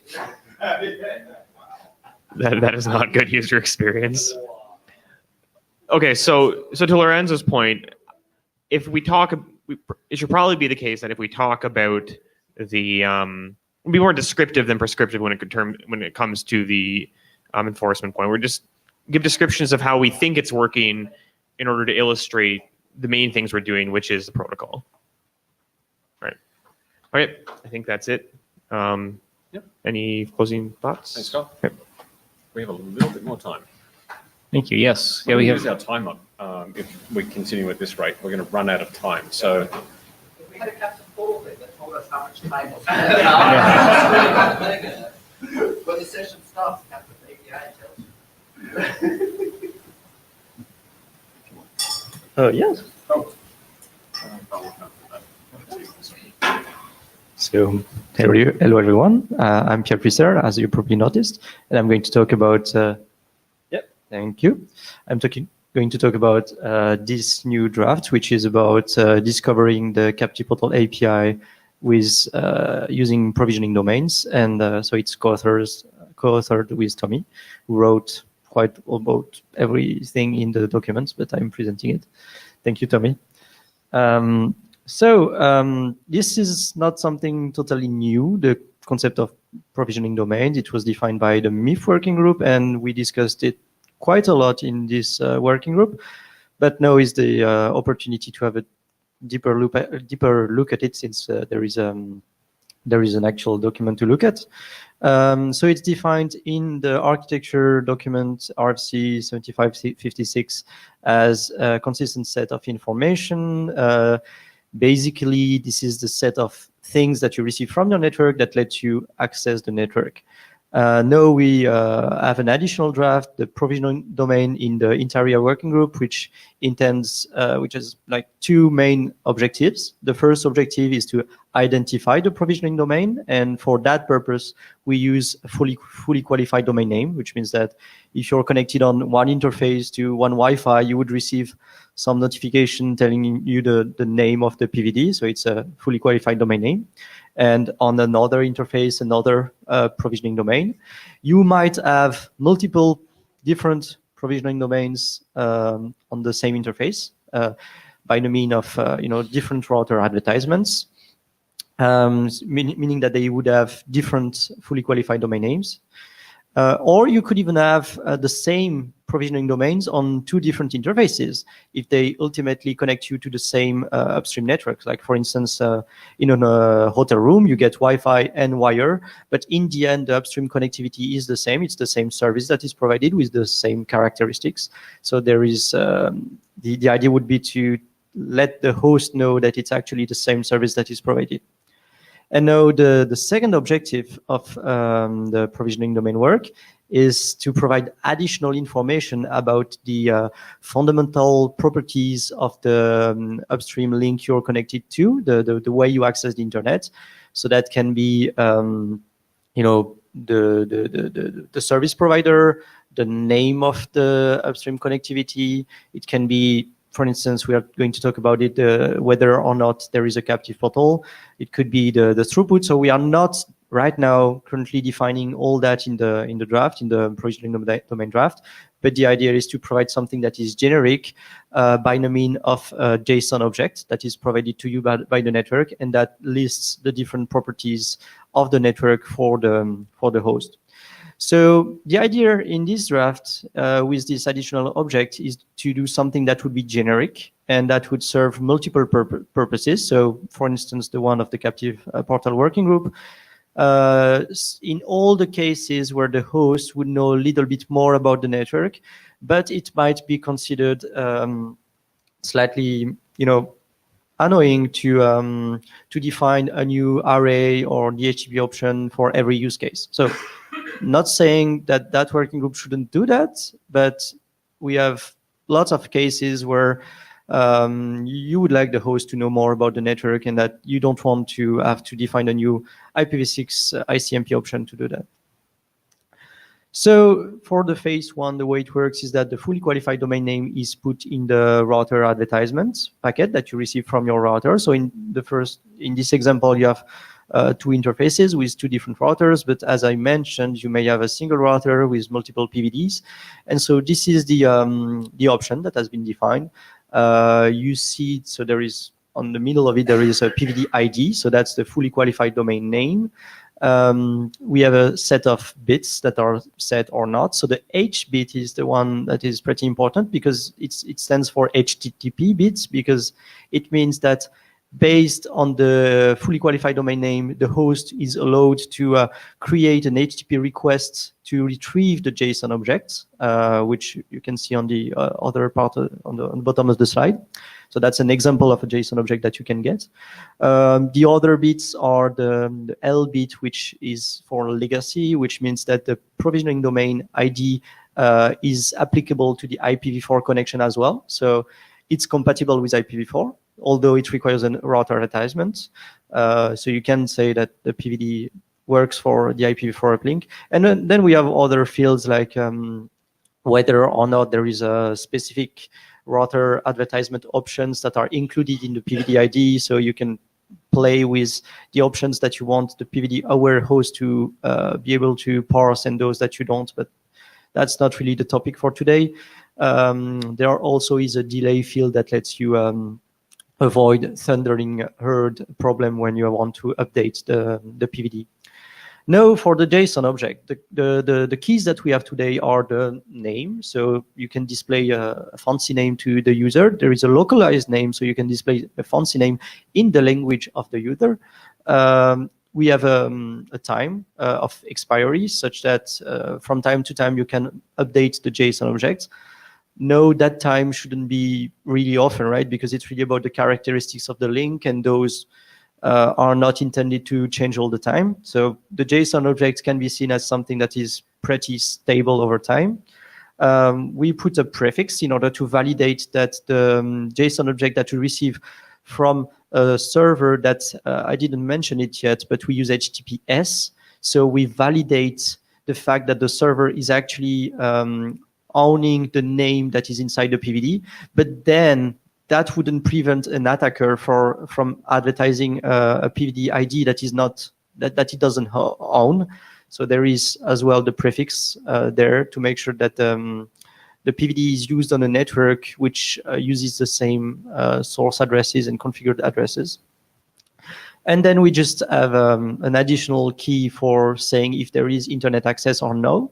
But that's not what we are going to use for captive portal. It's a bit different because this internet equals true or false is really a fixed property. So in the case of a captive portal use case, it would be actually false. Like you would have internet access, but there is a captive portal. So in that case, in the captive portal case, the key would be kind of absent here.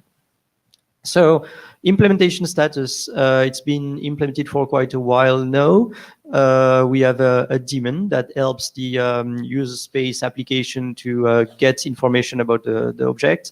There is a patch for the Linux kernel, but right now it's not upstream. Obviously, having the RFC published will help with upstreaming the kernel modifications. We have IP route change, Wireshark dissector, array DVD for and ODHCPD for OpenWRT. So just one slide to talk about captive portal. No, it's really simple. We are just proposing to add an additional key in the JSON object that you get from your network. That additional key is called captive API. It gives you the URI of the API such that when it is present, the host would know that it is captive and that it can connect to the API to log into the captive portal. So really, really simple. Basically not anything more to say about the actual proposal for the captive portal working group.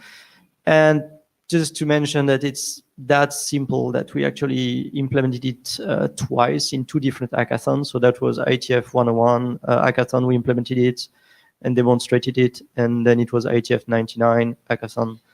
Yeah, Lorenzo? Yeah, keep going. So final slide for discussion today.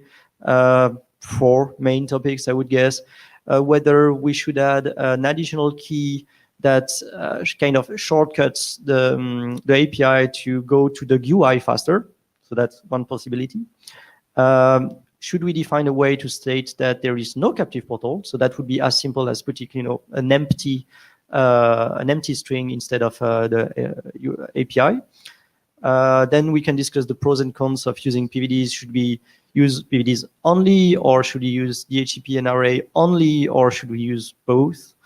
And finally, just tell us if you think this is useful, if we have to keep working this direction, or if you think that the option with the array option and DHCP options are sufficient to the working group. Another thing, actually, another question was, which we, I don't know if we've considered that in the API doc, is what if this URL changes? Because the PVD has an update mechanism. So what should happen if the captive API URL changes during the lifetime of the network? That's another question to ask. As for whether we should use the array or DHCP option, well, PVDs are v6 only, right? So for v4, no? They require arrays. They require arrays, but what defines, like Eric Vink, I was about to say this, if you don't mind jumping in the queue. Indeed, it requires an IPv6, but what defines an IPv6 networks are end host, not network. As long as Android, iOS are there and listen for IPv6 array, it works. The URL can be fetched over HTTPS over IPv4. The DNS request or CSP can be done over IPv4. So it can be done everywhere. Let me amend my definition of v6 network. It requires that the network operator send arrays. All right, so yep. It won't work on a v4 only network. Okay, so okay, can we just assume that by the time this is specified, the routers that are in the wild are able to send arrays? All right, so okay, so all right, so okay. As for my initial advice would be to say, well, let's use the 7710 for v4. We could consider using this instead of adding 7710 to v6 if we wanted to. Given that, like, in real captive portals, v6 is, or in most of them, v6 is, one of those, yeah, we have no plans for it right now. So it could be an incentive. Really? Okay. Okay. So that was, yeah. So maybe we can just say, okay, we'll use 7710 for V4 and this for V6. I don't know, because otherwise we have two ways of doing it in V6. But just answered your first question about the API URI that could change, right? Yes, so there is an update mechanism in the JSON, in the PVD specification. Not going into details, right? But it's push based, just like the array. So you can just push the updates to the hosts. Tommy Pauly. So partly as co-author, but also speaking just from my being in the working group, my answers to these questions, and other people please agree or shoot them down. For the first one, should we have essentially a shortcut of the API? I would say no. Extra methods are kind of extraneous, and it kind of ossifies on one current deployment model. That's why we left it out for now. The second one, based on the 7710 BIS document that we have now seen, which we did not have earlier, I would argue that they should be the same string for marking that there is no captive portal, because that already defines one, so we should just copy that. That seems natural. As far as the coexistence with 7710 BIS, the feeling I have, at least today, is that they can live in harmony, that there really doesn't need to be an either or here, because 7710 BIS has a great property of being very simple for the simple deployments, and it seems like a slightly lower barrier to entry for those things. And if that can help captive portals, that's great. And I think the updates to 7710 BIS are taking in the direction that we want to go, and they solve the problems with the original RFC. There are benefits to having a PVD. So first of all, if you have a PVD, this feels like this should be a property of your provisioning domain. It's a natural thing to extend. So I think this is good work for this group to do in order to extend that set of available information, and that should be specified here. It adds value because if we're seeing a world in which you actually have multiple uplinks, this provides ways of getting more nuanced deployments of captive portals. So this could actually be the way that we solve the partial captivity problem, because long term, right? If I have, one PVD for my streaming work, one PVD for this, and I actually am using different v6 prefixes, they have different captive state, et cetera, maybe they all point to the same API.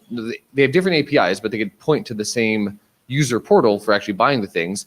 But then we actually have multiple PVD states associated with different captive portal APIs to maintain the lifetimes of the different services that you've bought. So I think this is useful work to keep doing. I don't think it's going to be the most common simple deployment that we're going to see in round one, but I think we should have them coexist, and let's adopt both documents and their different use cases.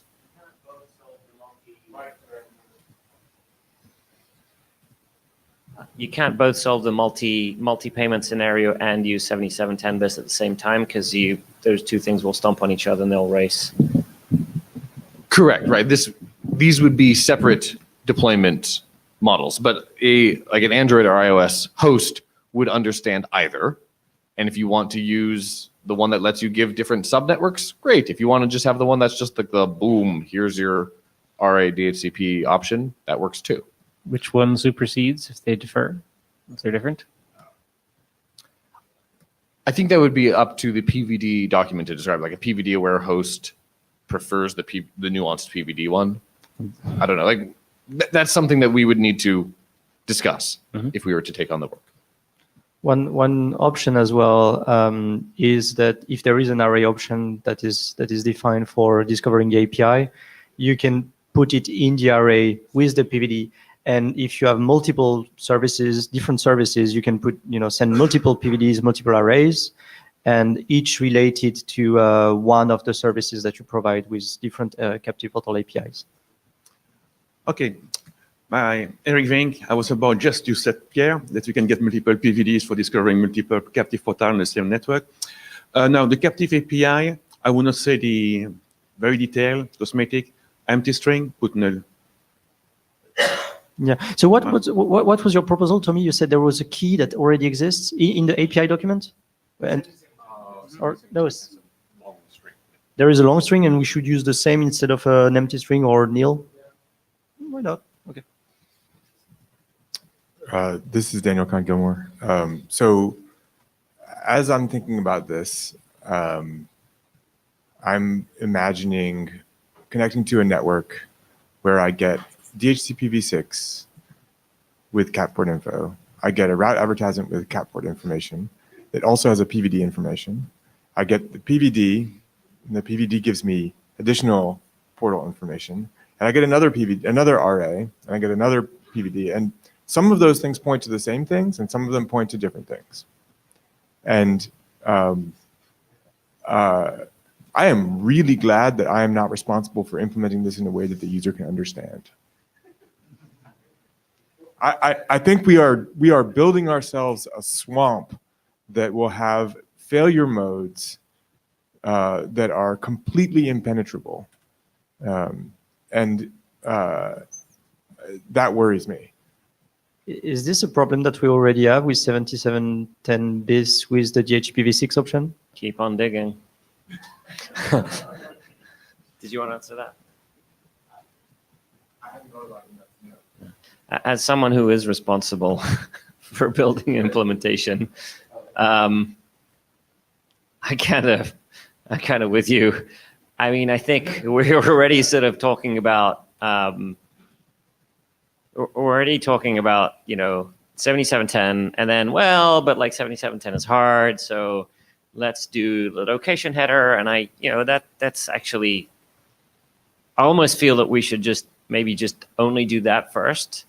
And publishing a document doesn't automatically create a swamp. But it also, if it doesn't do anything, then there's no point in publishing it. So, I mean, we could either publish it and then, you know, people will implement it or not, or wait until, let's say, the PVD work actually gathers a lot of steam. And when that is actually sort of mainstream and fully supported, we would just put it in there. I would almost say let's delay this until the PVD work actually goes in and becomes a standard and sort of wait on it. And yes, of course you can do this. Another thing that, of course, the PVD option does is it may or may not, depending on where this lands, have this containerized array option, in which case you can containerize the 7710 URL anyway. So yeah, we've got like this combinatorial explosion of ways of signaling captive portals. I would wait on this one, to be honest. DKG again. So let me just ask a question that perhaps, okay, so maybe this is already specified, and I apologize if I haven't understood it properly. If I receive two different captive portal informations from one link, whether it's via PVDs or DHCP announcements or RAs directly or whatever, and they're the same thing, and I go to that captive portal API to register, what is my expectation as an endpoint? Have I registered to both of those things, or have I registered to one of them? Right. So with the PVD is defined. Well, the PVD provides the tool to bind IPv4 connectivity and IPv6 connectivity together. So when you register to the one that is provided by the PVD, I would assume that you would have connectivity with both IPv4 and IPv6. I got two PVDs. I connected to the network. I got two PVDs. They both gave me the same captive API. So I go to that captive API to register. Did I just register with both of them? No. Which one did I register with? The one you used for your source address. That needs to be documented. Yeah, sure. Tommy, so yeah, I really like DKG's point there. So yeah, this is not specified the multi-tenancy yet. One thing I'd be tempted to do is say, I don't know, like that they should not be the same, and maybe they can point to the same user portal, but be different APIs. So one thing that this brings up, and if Martin, you can take this in the notes, that we need to specify in the API document separately, is once you have interacted with the user portal and you think you are done, we do need to check in again with the API to see what the updated values are. I don't think it actually ever says that anywhere because, yeah, right. It's kind of important.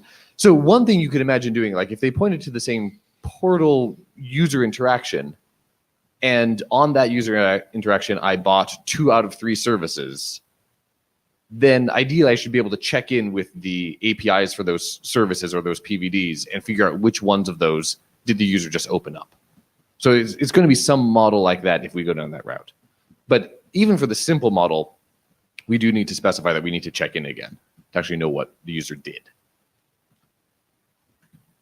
So generally speaking, PVDs are sort of separate networks, right? So if it's not just the source address, it's, the DNS lookup. Let's say that I have a PVD host name of like, I don't know, okay, so it has to pass an SSL cert, so it's got to be a valid host name. But it could be like, login whatever, captiveportal.login or whatever. I mean, yeah, probably not. It's going to be, or login.boingo.com, right? But they could be entirely separate, networks. And yeah, login for one wouldn't assume login for the other. You'd have to do a DNS lookup on both those PVDs and like an SSL connection on both of them if you wanted to log into both of them. How you present this to the user, of course, is basically tear your hair out because it's really very, I don't know. I will say one thing that is interesting about having the Captive Portal API available via PVDs is that if the network is extended, say by tethering, it might be easier to discover that there's a capture portal there rather than having to have all the things that do the tethering and the tethering and the tethering and the previous delegation. Remember that they need to also pass along 7710 BIS URLs. No, on the earlier point about having DHCP4, DHCP6 arrays, what's the current defined behavior with, you have dual stack network, you get an array with an option with the API and then DHCP with an API. Are you supposed to log into both, or do you assume that the IPv4 and IPv6 are bound together? You just need to connect to one. I mean, my point is to really defend PVD is that in the PVD spec, it is defined what it means to be bound, what an IPv4 and IPv6, how to bind them together. So, if maybe I don't understand the question correctly, but I think what we should do, if we are going to use the PVD, right?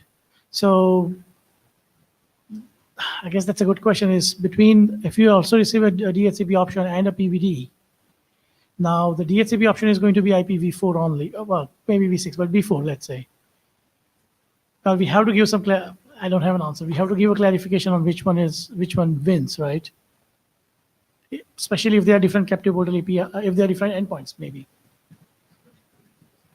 I think the answer is if it's an implicit PVD, then they're all in the same PVD, and it doesn't matter if you use v4 or v6. Right? They're assumed to be the same network. And actually, just thinking about it, I wonder what's the point of having a DHCP option overall, even for 7710 BIS. Why can't we just use an array? So maybe what we want to, if we use this, we want to say is that if this is used and this wins, or that it should discourage 7710 being sent. Is that what you're saying? Sorry, no, I didn't get it. Lorenzo was laughing too hard. So I was asking, are you suggesting that if PVD is being used, then PVD wins over DHCP option being sent? Is that what you're suggesting? Yeah, if you use, I mean, PVD solution would work as just by itself. You wouldn't need a DHCP v4 or v6 option. But the question is, if it is sent, right? If the operator, they have already deployed 7710 and they forgot to turn it off, right? Now they deploy PVD, and now the UE gets both the DHCP, option and then the PVD. We have to give some. If we use this, we have to give some, tiebreaker, right? Yeah, you need to define that.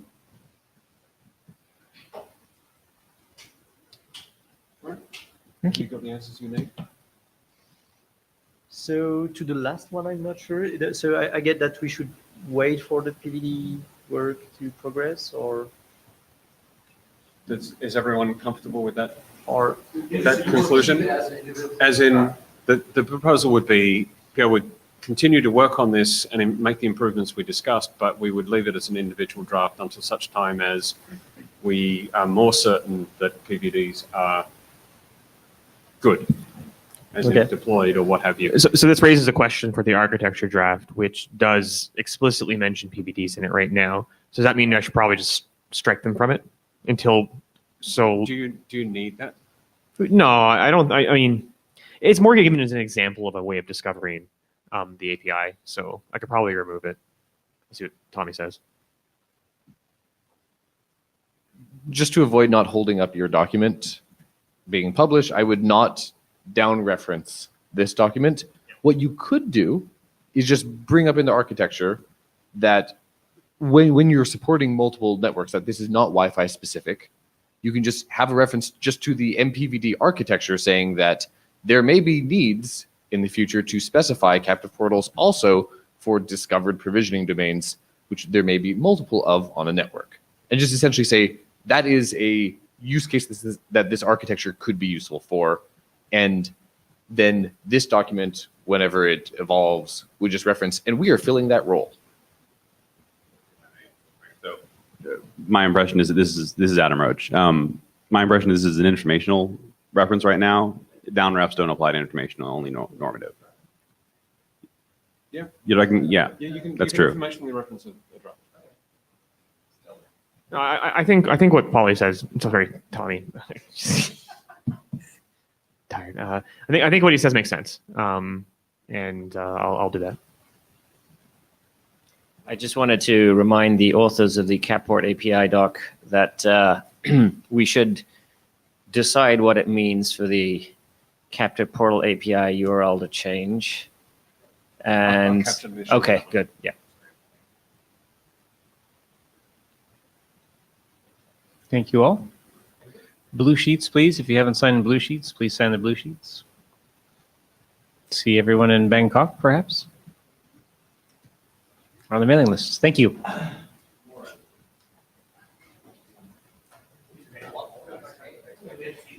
55 minutes became 2.5 hours.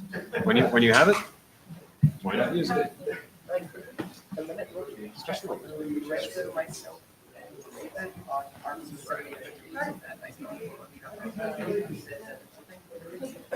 Yeah, now or later?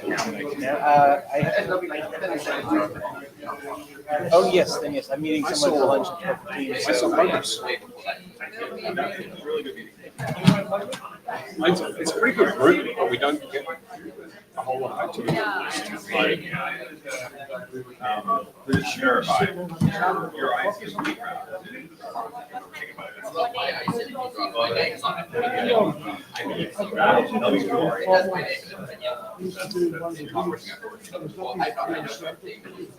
He still believes in some grander scheme of signaling from the network to the endpoint is I think